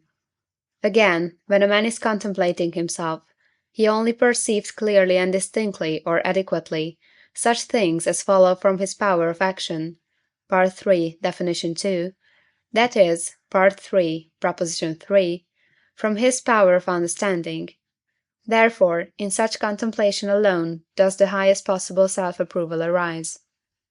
Q.E.D. Note. Self-approval is, in reality, the highest object for which we can hope. For, as we showed in Part IV, Prop. 25, no one endeavours to preserve his being for the sake of any ulterior object, and, as this approval is more and more fostered and strengthened by praise, Part III, Prop. 53, Corollary, and on the contrary, Part III, Prop. 55, Corollary, is more and more disturbed by blame, fame becomes the most powerful of incitements to action, and life under disgrace is almost unendurable. Proposition 53. Humility is not a virtue, or does not arise from reason. Proof. Humility is pain arising from a man's contemplation of his own infirmities. Definition of the emotions, 26. But in so far as a man knows himself by true reason, he is assumed to understand his essence, that is, his power. III. Proposition 7.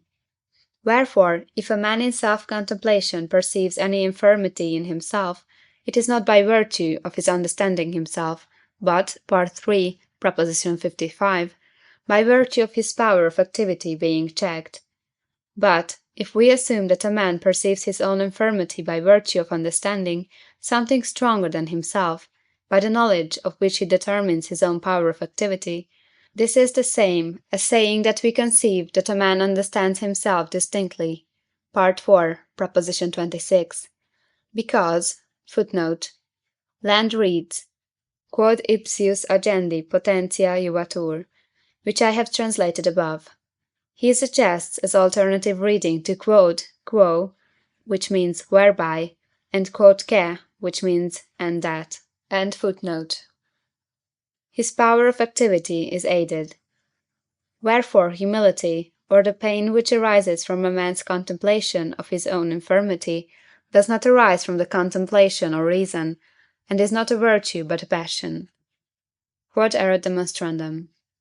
Proposition 54. Repentance is not a virtue, or does not arise from reason, but he who repents of an action is doubly wretched or infirm. Proof. The first part of this proposition is proved like the foregoing one. The second part is proved from the mere definition of the emotion in question. Definition of the emotions, 27.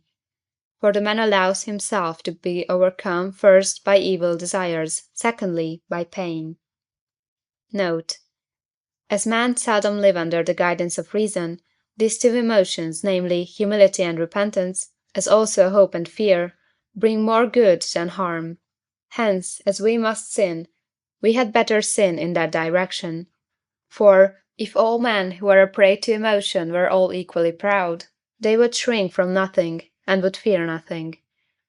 How then could they be joined and linked together in bonds of union? The crowd plays the tyrant when it is not in fear. Hence we need not wonder that the prophets, who consulted the good, not of a few but of all, so strenuously commended humility, repentance, and reverence. Indeed, those who are a prey to these emotions may be led much more easily than others to live under the guidance of reason, that is, to become free and to enjoy the life of the blessed. Proposition 55. Extreme pride or dejection indicates extreme ignorance of self. Proof. This is evident from definition of the emotions 28 and 29. End of propositions 51 to 55. Propositions 56 to 60. Proposition 56. Extreme pride or dejection indicates extreme infirmity of spirit. Proof. The first foundation of virtue is self-preservation. Part 4, Proposition 22, Corollary. Under the guidance of reason. Part 4, Proposition 24. He therefore who is ignorant of himself is ignorant of the foundation of all virtues, and consequently of all virtues. Again, to act virtuously is merely to act under the guidance of reason. Part 4, Proposition 24. Now he that acts under the guidance of reason must necessarily know that he so acts. Part 2, Proposition 43. Therefore, he who is in extreme ignorance of himself, and consequently of all virtues, acts least in obedience to virtue.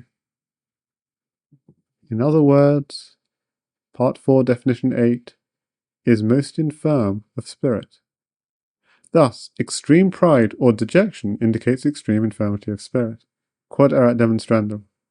Corollary. Hence it most clearly follows that the proud and the dejected specially fall a prey to the emotions.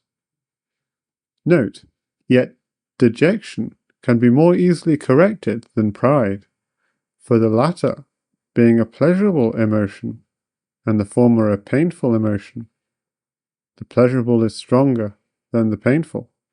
Part 4, Proposition 18. Proposition 57. The proud man delights in the company of flatterers and parasites, but hates the company of the high-minded. Proof. Pride is pleasure arising from a man's overestimation of himself. Definition of the emotions, 28 and 6. This estimation the proud man will endeavour to foster by all the means in his power. Part 3, Proposition 13, note. He will therefore delight in the company of flatterers and parasites, whose character is too well known to need definition here, and will avoid the company of high-minded men, who value him according to his deserts. Quod erat demonstrandum. Note, it would be too long a task to enumerate here all the evil results of pride, inasmuch as the proud are a prey to all the emotions, though to none of them less than to love and pity. I cannot, however, pass over in silence the fact that a man may be called proud from his underestimation of other people, and therefore pride in this sense may be defined as pleasure arising from the false opinion whereby a man may consider himself superior to his fellows.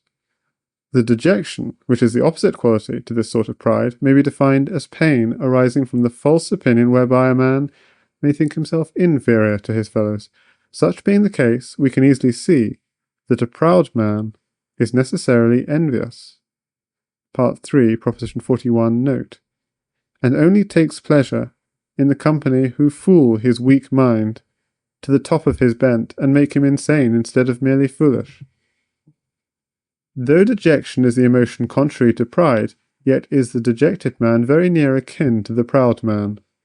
For inasmuch as his pain arises from a comparison between his own infirmity and other men's power or virtue, it will be removed, or in other words, he will feel pleasure, if his imagination be occupied in contemplating other men's faults. Whence arises the proverb, "The unhappy are comforted by finding fellow sufferers." Contrariwise, he will be the more pained in proportion as he thinks himself inferior to others. Hence none are so prone to envy as the dejected. They are specially keen in observing men's actions with a view to fault-finding rather than correction, in order to reserve their praises for dejection, and to glory therein, though all the time with a dejected air. These effects follow as necessarily from the said emotion as it follows from the nature of a triangle, that the 3 angles are equal to 2 right angles. I have already said that I call these and similar emotions bad, solely in respect to what is useful to man. The laws of nature have regard to nature's general order, whereof man is but a part. I mention this in passing, lest any should think that I have wished to set forth the faults and irrational deeds of men, rather than the nature and properties of things. For as I said in the preface to the 3rd part, I regard human emotions and their properties as on the same footing with other natural phenomena. Assuredly, human emotions indicate the power and ingenuity of nature, if not of human nature quite as fully as other things which we admire and which we delight to contemplate. But I pass on to note those qualities in the emotions which bring advantage to man, or inflict injury upon him. Proposition 58. Honour, gloria, is not repugnant to reason, but may arise therefrom. Proof. This is evident from definition of the emotions 30, and also from the definition of an honourable man, part 4, proposition 37, note 1. Note. Empty honour, as it is styled, is self-approval, fostered only by the good opinion of the populace. When this good opinion ceases, there ceases also the self-approval. In other words, the highest object of each man's love. Part 4, proposition 52, note. Consequently, he whose honour is rooted in popular approval must, day by day, anxiously strive, act, and scheme in order to retain his reputation. For the populace is variable and inconstant, so that if a reputation be not kept up, it quickly withers away. Everyone wishes to catch popular applause for himself, and readily represses the fame of others. The object of the strife being estimated as the greatest of all goods, each combatant is seized with a fierce desire to put down his rivals in every possible way, till he who at last comes out victorious is more proud of having done harm to others than of having done good to himself. This sort of honour, then, is really empty, being nothing. The points to note concerning shame may easily be inferred from what was said on the subject of mercy and repentance. I will only add that shame, like compassion, though not a virtue, is yet good, in so far as it shows that the feeler of shame is really imbued with the desire to live honourably, in the same way as suffering is good as showing that the injured part is not mortified. Therefore, though a man who feels shame is sorrowful, he is yet more perfect than he who is shameless and has no desire to live honourably. Such are the points which I undertook to remark upon concerning the emotions of pleasure and pain. As for the desires, they are good or bad, according as they spring from good or evil emotions. But all in so far as they are engendered in us by emotions wherein the mind is passive, are blind, as is evident from what was said in Part 4, Proposition 44, note, and would be useless if men could easily be induced to live by the guidance of reason only, as I will now briefly show. Proposition 59. To all the actions whereto we are determined by emotion wherein the mind is passive, we can be determined, without emotion, by reason. Proof. To act rationally is nothing else, Part 3, Proposition 3, and Definition 2, but to perform those actions which follow from the necessity of our nature, considered in itself alone. But pain is bad, insofar as it diminishes or checks the power of action, Part 4, Proposition 41, wherefore we cannot by pain be determined to any action which we should be unable to perform under the guidance of reason. Again, pleasure is bad only insofar as it hinders a man's capability for action. Part 4, Proposition 41 and 43. Therefore, to this extent, we could not be determined by it to any action, which we could not perform under the guidance of reason. Lastly, pleasure, insofar as it is good, is in harmony with reason, for it consists in the fact that a man's capability for action is increased or aided. Nor is the mind passive therein, except insofar as a man's power of action is not increased to the extent of affording him an adequate conception of himself and his actions. Part 3, Proposition 3 and note. Wherefore, if a man who is pleasurably affected be brought to such a state of perfection that he gains an adequate conception of himself and his own actions, he will be equally, nay more capable of those actions to which he is determined by emotion, wherein the mind is passive. But all emotions are attributable to pleasure, to pain, or to desire. Definition of the emotions 4 and explanation. And desire, definition of the emotions 1, is nothing else but the attempt to act. Therefore, to all actions, whereto we are determined by emotion, wherein the mind is passive, we can be determined without emotion by reason. Quod erat demonstrandum. Another proof. A given action is called bad insofar as it arises from one being affected by hatred or any evil emotion. But no action, considered in itself alone, is either good or bad, as we pointed out in the preface to Part 4. One and the same action being sometimes good, sometimes bad. Wherefore, to the action which is sometimes bad or arises from some evil emotion, we may be led by reason. Part 4, Proposition 19. Quod erat demonstrandum. Note, an example will put this point in a clearer light. The action of striking, insofar as it is considered physically, and insofar as we merely look to the fact that a man raises his arm, clenches his fist, and moves his whole arm violently downwards, is a virtue or excellence which is conceived as proper to the structure of the human body. If then a man, moved by anger or hatred, is led to clench his fist or to move his arm, this result takes place, as we showed in Part 2, because one and the same action can be associated with various mental images of things. Therefore, we may be determined to the performance of one and the same action by confused ideas or by clear and distinct ideas. Hence it is evident that every desire which springs from emotion wherein the mind is passive would become useless if men could be guided by reason.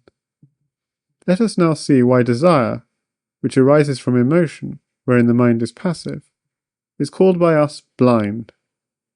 Proposition 60. Desire arising from a pleasure or pain that is not attributable to the whole body, but only to one or certain parts thereof, is without utility in respect to a man as a whole. Proof. Let it be assumed, for instance, that A, a part of a body, is so strengthened by some external cause that it prevails over the remaining parts. Part 4, Proposition 6. This part will not endeavour to do away with its own powers, in order that the other parts of the body may perform its office. For this, it would be necessary for it to have a force or power of doing away with its own powers, which, by Part 3, Proposition 6, is absurd.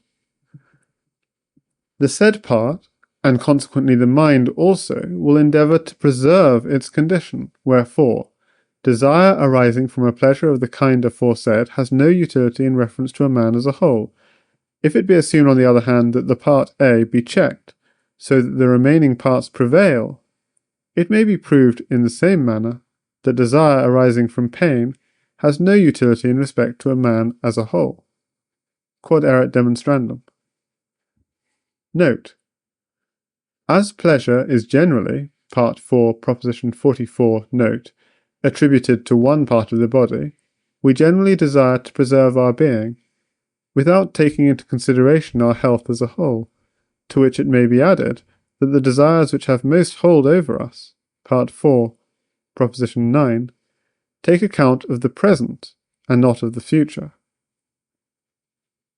End of Propositions 56 to 60.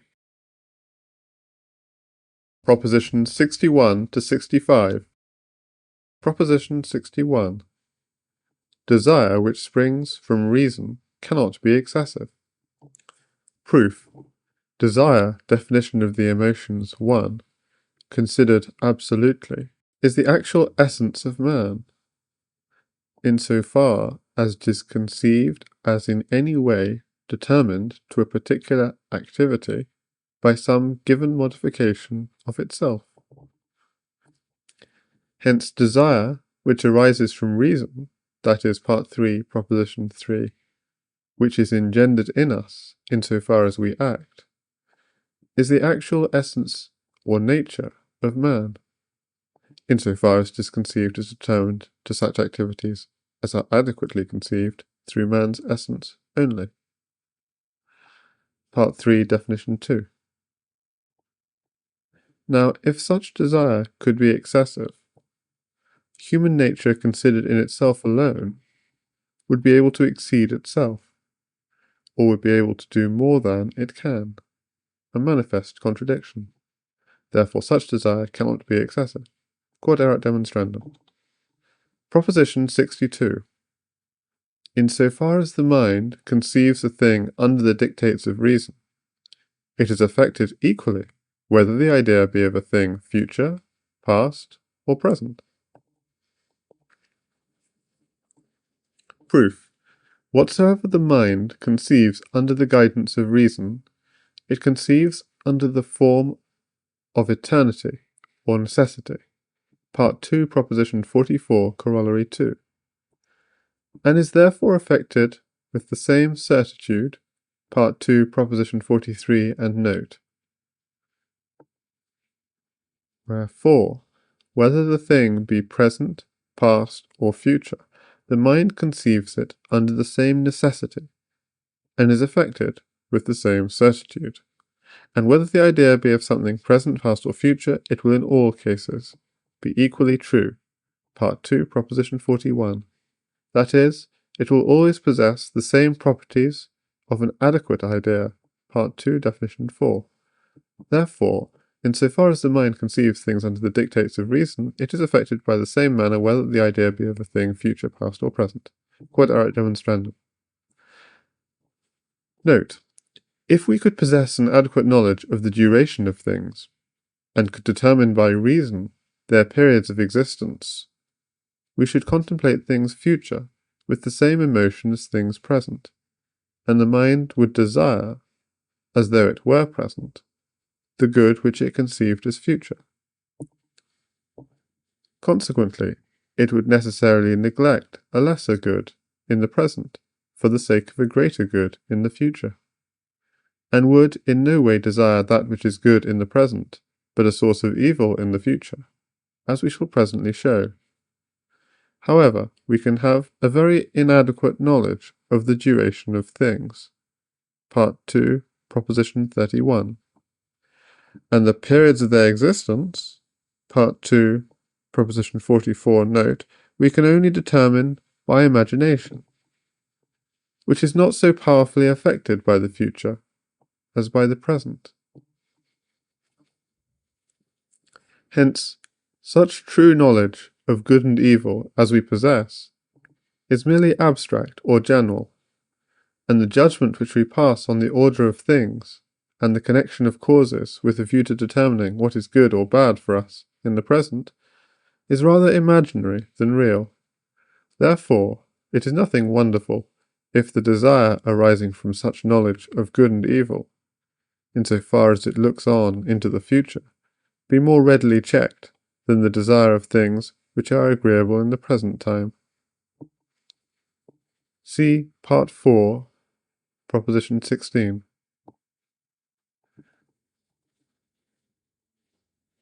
Proposition 63. He who is led by fear and does good in order to escape evil is not led by reason. Proof.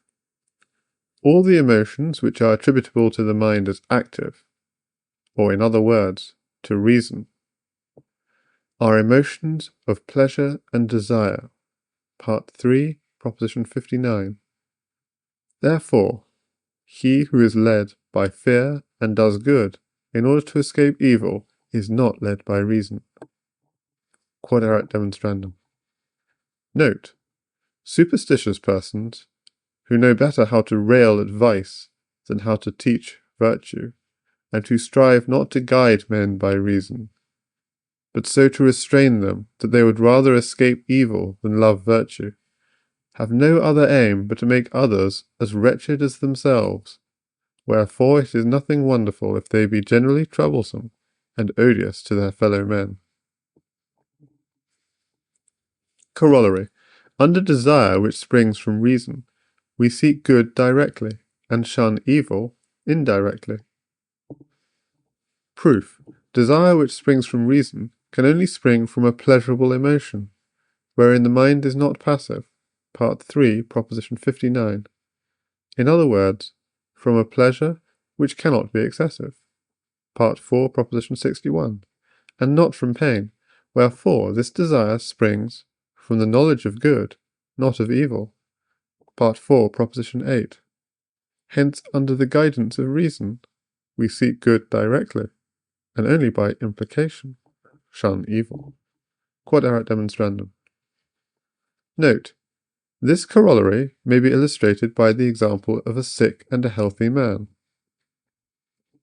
The sick man, through fear of death, eats what he naturally shrinks from, but the healthy man takes pleasure in his food, and thus gets a better enjoyment out of life than if he were in fear of death, and desired directly to avoid it. So a judge who condemns a criminal to death, not from hatred or anger, but from love of the public well-being, is guided solely by reason. Proposition 64. The knowledge of evil is an inadequate knowledge. Proof.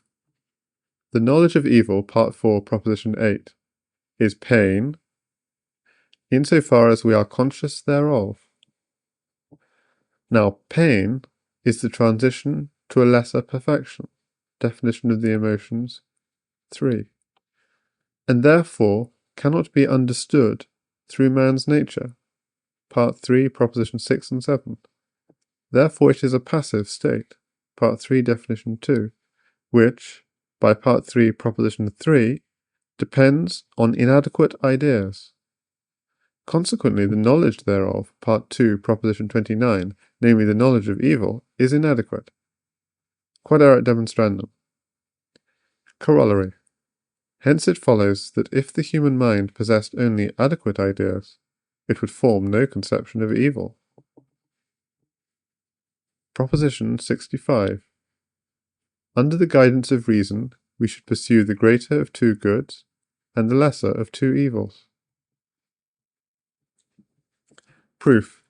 A good which prevents our enjoyment of a greater good is in reality an evil, for we apply the terms good and bad to things in so far as we compare them one with another. See Preface to this part. Therefore, evil is in reality a lesser good. Hence, under the guidance of reason, we seek or pursue only the greater good and the lesser evil. Quod erat demonstrandum. Corollary. We may, under the guidance of reason, pursue the lesser evil as though it were the greater good, and we may shun the lesser good, which would be the cause of the greater evil. For the evil which is here called the lesser is really good, and the lesser good is really evil. Wherefore we may seek the former and shun the latter. Quod erat demonstrandum. End of proposition 61 to 65. Proposition 66 to 70. Proposition 66. We may, under the guidance of reason, seek a greater good in the future, in preference to a lesser good in the present. And we may seek a lesser evil in the present, in preference to a greater evil in the future. Proof. If the mind could have an adequate knowledge of things future, it would be affected towards what is future, in the same way as towards what is present. Part 4, Proposition 62. Wherefore, looking merely to reason, as in this proposition we are assumed to do, there is no difference whether the greater good or evil be assumed as present or assumed as future. Hence, by Part 4, Proposition 65, we may seek a greater good in the future, in preference to a lesser good in the present. And we may seek a lesser evil in the present, in preference to a greater evil in the future. Quod erat demonstrandum. Corollary. We may, under the guidance of reason, seek a lesser evil in the present, because it is the cause of a greater good in the future.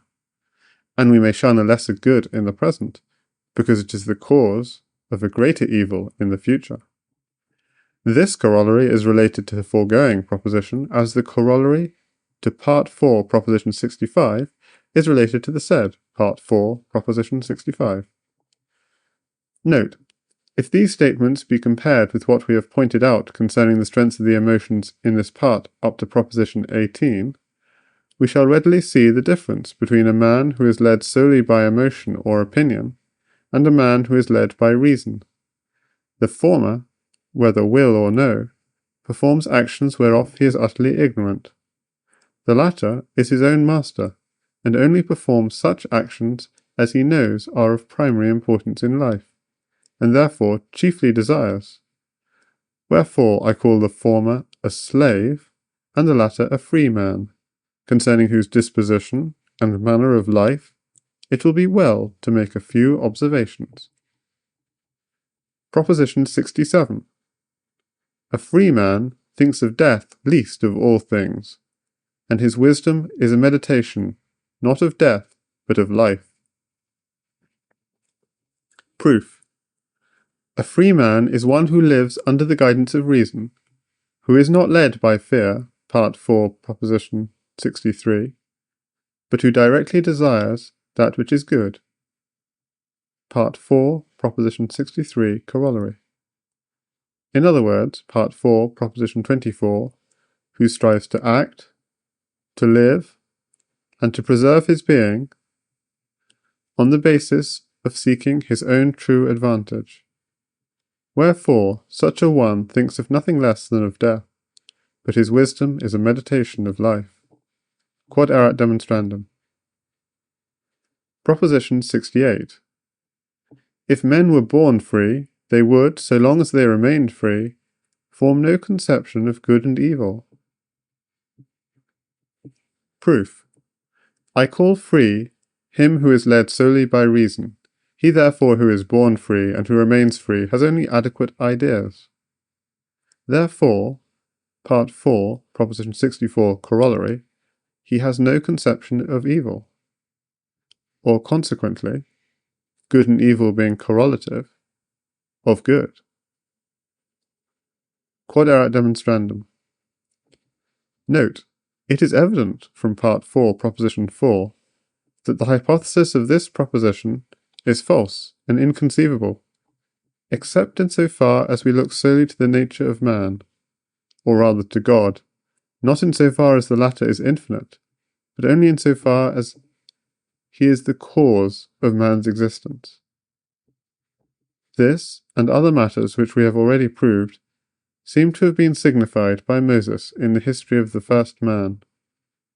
For in that narrative no other power of God is conceived, save that whereby he created man, that is, the power wherewith he provided solely for man's advantage. It is stated that God forbade man, being free, to eat of the tree of the knowledge of good and evil, and that, as soon as man should have eaten of it, he would straightway fear death rather than desire to live. Further, it is written that when man had found a wife who was in entire harmony with his nature, he knew that there could be nothing in nature which could be more useful to him, but that after he believed the beasts to be like himself, he straightway began to imitate their emotions. Part 3, Proposition 27, and to lose his freedom. This freedom was afterwards recovered by the patriarchs, led by the Spirit of Christ, that is, by the idea of God, whereon alone it depends, that man may be free, and desire for others the good which he desires for himself, as we have shown above. Part 4, Proposition 37. Proposition 69.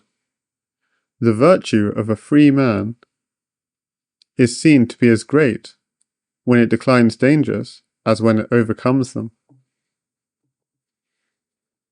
Proof.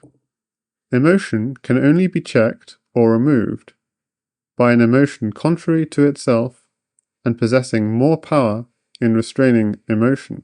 Part 4, Proposition 7. But blind daring and fear are emotions, which can be conceived as equally great. Part 4, Proposition 5 and Proposition 3. Hence, no less virtue or firmness is required in checking daring than in checking fear. Part 3, Proposition 59, note. In other words, definition of the emotions 40 and 41, the free man shows as much virtue when he declines dangers as when he strives to overcome them. Quod erat demonstrandum. Corollary. The free man is as courageous in timely retreat as in combat, or a free man shows equal courage or presence of mind whether he elect to give battle or to retreat. Note, what courage, animositas, is, and what I mean thereby, I explained in Part 3, Proposition 59, note. By danger, I mean everything which can give rise to any evil, such as pain, hatred, discord, etc. Proposition 70. The free man who lives among the ignorant strives, as far as he can, to avoid receiving favours from them. Proof. Everyone judges what is good according to his disposition. Part 3, Proposition 39, note. Wherefore, an ignorant man, who has conferred a benefit on another, puts his own estimate upon it, and, if it appears to be estimated less highly by the receiver, will feel pain. Part 3, Proposition 42. But the free man only desires to join other men to him in friendship. Part 4, Proposition 37, not repaying their benefits with others reckoned as of like value, but guiding himself and others by the free decision of reason, and doing only such things as he knows to be of primary importance. Therefore, the free man, lest he should become hateful to the ignorant or follow their desires rather than reason, will endeavour as far as he can to avoid receiving their favours. Note, I say as far as he can, for though men be ignorant, yet are they men, and in cases of necessity could afford us human aid, the most excellent of all things. Therefore it is often necessary to accept favours from them, and consequently to repay such favours in kind. We must therefore exercise caution in declining favours, lest we should have the appearance of despising those who bestow them, or of being from avaricious motives unwilling to requite them, and so give ground for offence by the very fact of striving to avoid it. Thus, in declining favours, we must look to the requirements of utility and courtesy. End of propositions 66 to 70. Propositions 71 to 73. Proposition 71. Only free men are thoroughly grateful one to another. Proof. Only free men are thoroughly useful one to another, and associated among themselves by the closest necessity of friendship. Part 4, Proposition 35, and Corollary 1. Only such men endeavor, with mutual zeal of love, to confer benefits on each other. Part 4, Proposition 37. And therefore only they are thoroughly grateful one to another. Q.E.D. Note. The goodwill, which men who are led by blind desire have for one another, is generally a bargaining or enticement, rather than pure goodwill. Moreover, ingratitude is not an emotion. Yet it is base, inasmuch as it generally shows that a man is affected by excessive hatred, anger, pride, avarice, etc. He who, by reason of his folly, knows not how to return benefits, is not ungrateful, much less he who is not gained over by the gifts of a courtesan to serve her lust, or by a thief to conceal his theft, or by any similar persons. Contrariwise, such an one shows a constant mind, inasmuch as he cannot by any gifts be corrupted, to his own or the general hurt. Proposition 72. The free man never acts fraudulently, but always in good faith. Proof. If it be asked, what should a man's conduct be in a case where he could, by breaking faith, free himself from the danger of present death? Would not his plan of self-preservation completely persuade him to deceive? This may be answered by pointing out that, if reason persuaded him to act thus, it would persuade all men to act in a similar manner, in which case reason would persuade men not to agree in good faith, to unite their forces, or to have laws in common, that is, not to have any general laws, which is absurd. Proposition 73. The man who is guided by reason is more free in a state where he lives under a general system of law than in solitude where he is independent. Proof. The man who is guided by reason does not obey through fear. Part 4, Proposition 63. But, in so far as he endeavors to preserve his being according to the dictates of reason, that is, Part 4, Proposition 66, note. In so far as he endeavors to live in freedom, he desires to order his life according to the general good. Part 4, Proposition 37, and consequently, as we showed in Part 4, Proposition 37, note 2, to live according to the laws of his country. Therefore the free man, in order to enjoy greater freedom, desires to possess the general rights of citizenship. Q.E.D. Note. These and similar observations, which we have made on man's true freedom, may be referred to strength, that is, to courage and nobility of character. Part 3, Proposition 59, note.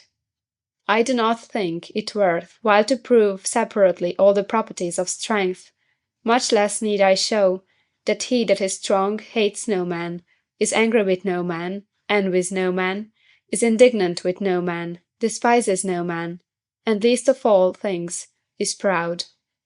These propositions, and all that relate to the true way of life and religion, are easily proved from Part 4, Proposition 37, and Part 4, Proposition 46, namely, that hatred should be overcome with love, and that every man should desire for others the good which he seeks for himself. We may also repeat what we drew attention to in the note to Part 4, Proposition 50, and in other places, namely, that the strong man has ever first in his thoughts that all things follow from the necessity of the divine nature, so that whatsoever he deems to be hurtful and evil, and whatsoever, accordingly, seems to him impious, horrible, unjust, and base, assumes that appearance owing to his own disordered, fragmentary, and confused view of the universe. Wherefore he strives before all things to conceive things as they really are, and to remove the hindrances to true knowledge, such as are hatred, anger, envy, derision, pride, and similar emotions which I have mentioned above. Thus he endeavors, as we said before, as far as in him lies, to do good, and to go on his way rejoicing. How far human virtue is capable of attaining to such a condition, and what its powers may be, I will prove in the following part. End of Propositions 71 to 73. Appendix of the Ethics by Spinoza. Appendix. What we have said in this part concerning the right way of life has not been arranged so as to admit of being seen at one view, but has been set forth piecemeal, according as I thought each proposition could most readily be deduced from what preceded it.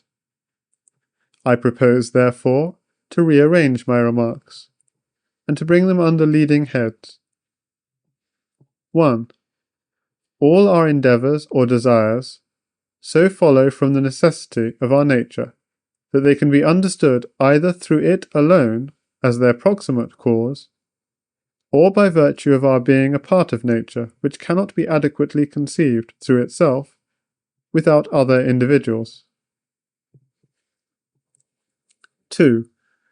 Desires, which follow from our nature in such a manner that they can be understood through it alone, are those which are referred to the mind, in so far as the latter is conceived to consist of adequate ideas.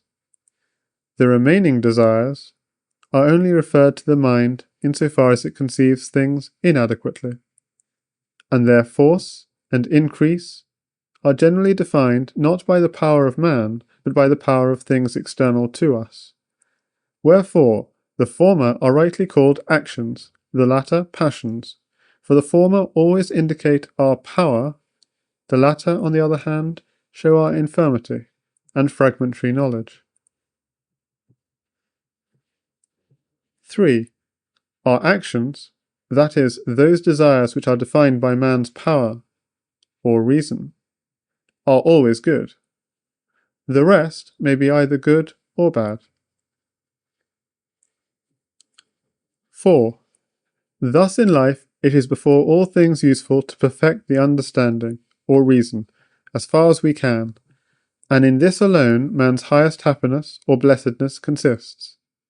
Indeed, blessedness is nothing else but the contentment of spirit, which arises from the intuitive knowledge of God.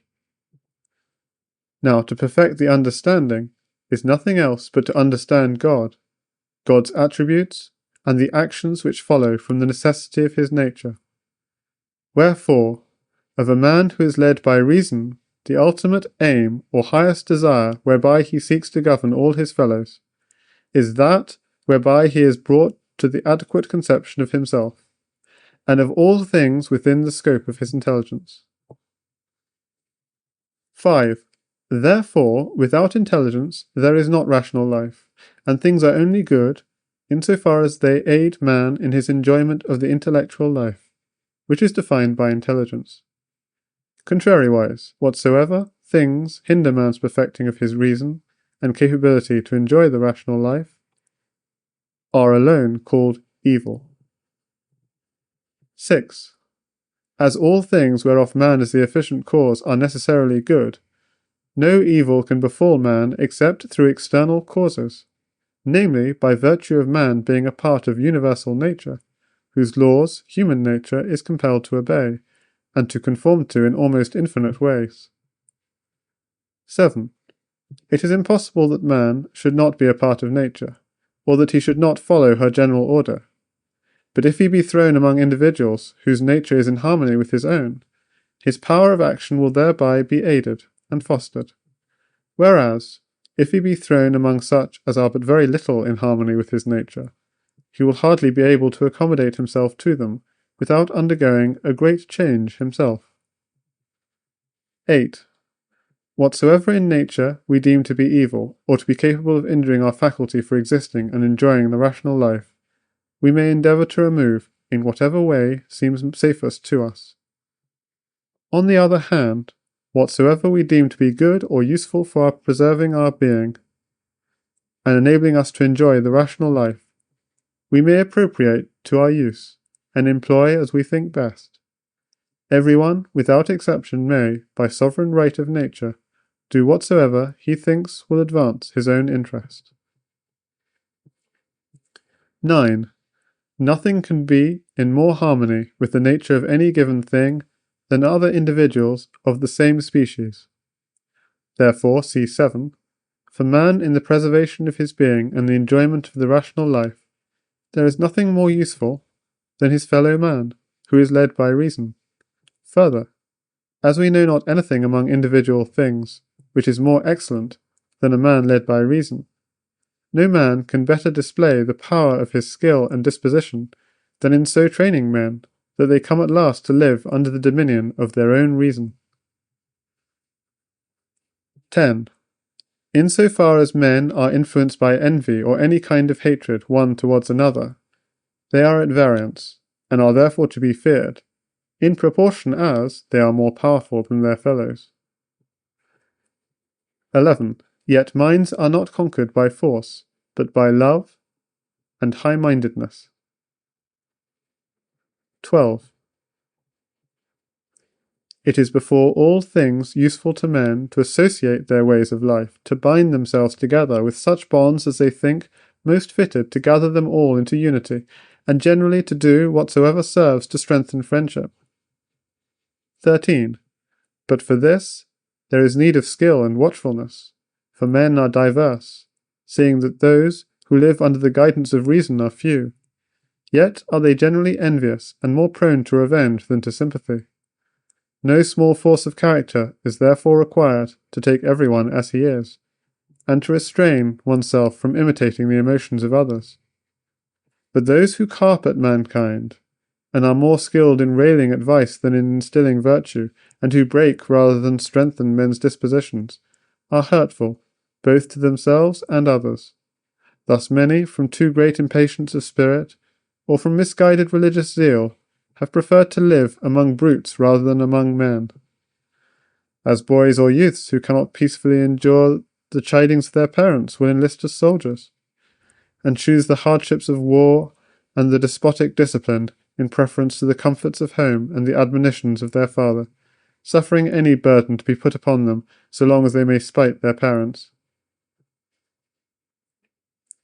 Therefore, although men are generally governed in everything by their own lusts, yet their association in common brings many more advantages than drawbacks.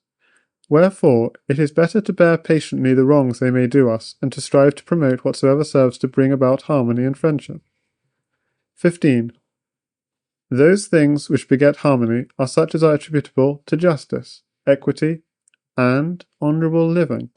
For men brook ill not only what is unjust or iniquitous, but also what is reckoned disgraceful, or that a man should slight the received customs of their society. For winning love, those qualities are especially necessary, which have regard to religion and piety. See Part 4, Proposition 37, Notes 1 and 2, Proposition 46, Note, and Proposition 73, Note. 16. Further, harmony is often the result of fear, but such harmony is insecure. Further, fear arises from infirmity of spirit, and moreover, belongs not to the exercise of reason. The same is true of compassion, though this latter seems to bear a certain resemblance to piety. 17.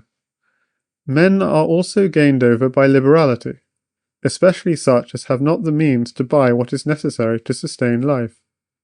However, to give aid to every poor man is far beyond the power and the advantage of any private person, for the riches of any private person are wholly inadequate to meet such a call. Again, an individual man's resources of character are too limited for him to be able to make all men his friends. Hence, providing for the poor is a duty which falls on the state as a whole, and has regard only to the general advantage. 18. In accepting favours, and in returning gratitude, our duty must be wholly different. See Part 4, Proposition 70, Note, and Proposition 71, Note. 19. Again, meretricious love, that is, the lust of generation arising from bodily beauty, and generally every sort of love, which owns anything save freedom of soul as its cause, readily passes into hate, unless indeed, what is worse, it is a species of madness, and then it promotes discord rather than harmony. See Part 3, Proposition 31, Corollary. 20. As concerning marriage, it is certain that this is in harmony with reason, if the desire for physical union be not engendered solely by bodily beauty, but also by the desire to beget children and to train them up wisely, and moreover, if the love of both, to wit, of the man and of the woman, is not caused by bodily beauty only, but also by freedom of soul. 21. Furthermore, flattery begets harmony, but only by means of the vile offence of slavishness or treachery. None are more readily taken with flattery than the proud, who wish to be first, but are not. 22. There is in abasement a spurious appearance of piety and religion. Although abasement is the opposite to pride, yet is he that abases himself most akin to the proud. Part 4, Proposition 57, note. 23.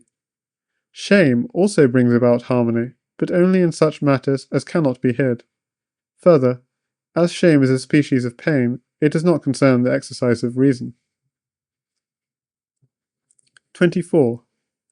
The remaining emotions of pain towards men are directly opposed to justice, equity, honour, piety, and religion.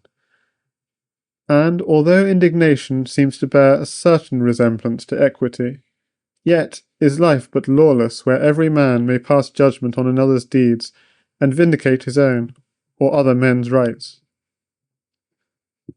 25. Correctness of conduct, modestia, that is, the desire of pleasing men, which is determined by reason, is attributable to piety, as we said in Part 4, Proposition 37, Note 1. But if it spring from emotion, it is ambition, or the desire whereby men, under the false cloak of piety, generally stir up discords and seditions. For he who desires to aid his fellows, either in word or in deed, so that they may together enjoy the highest good, he, I say, will before all things strive to win them over with love, not to draw them into admiration, so that a system may be called after his name, nor to give any cause for envy. Further, in his conversation he will shrink from talking of men's faults, and will be careful to speak but sparingly of human infirmity, but he will dwell at length on human virtue or power, and the way whereby it may be perfected. Thus will men be stirred not by fear, nor by aversion, but only by the emotion of joy to endeavour, so far as in them lies, to live in obedience to reason. 26. Besides men, we know of no particular thing in nature in whose mind we may rejoice, and whom we can associate with ourselves in friendship or any sort of fellowship. Therefore, whatsoever there be in nature besides man, a regard for our advantage does not call on us to preserve, but to preserve or destroy, according to its various capabilities, and to adapt to our use as best we may. 27. The advantage which we derive from things external to us, besides the experience and knowledge which we acquire from observing them and from recombining their elements in different forms, is principally the preservation of the body.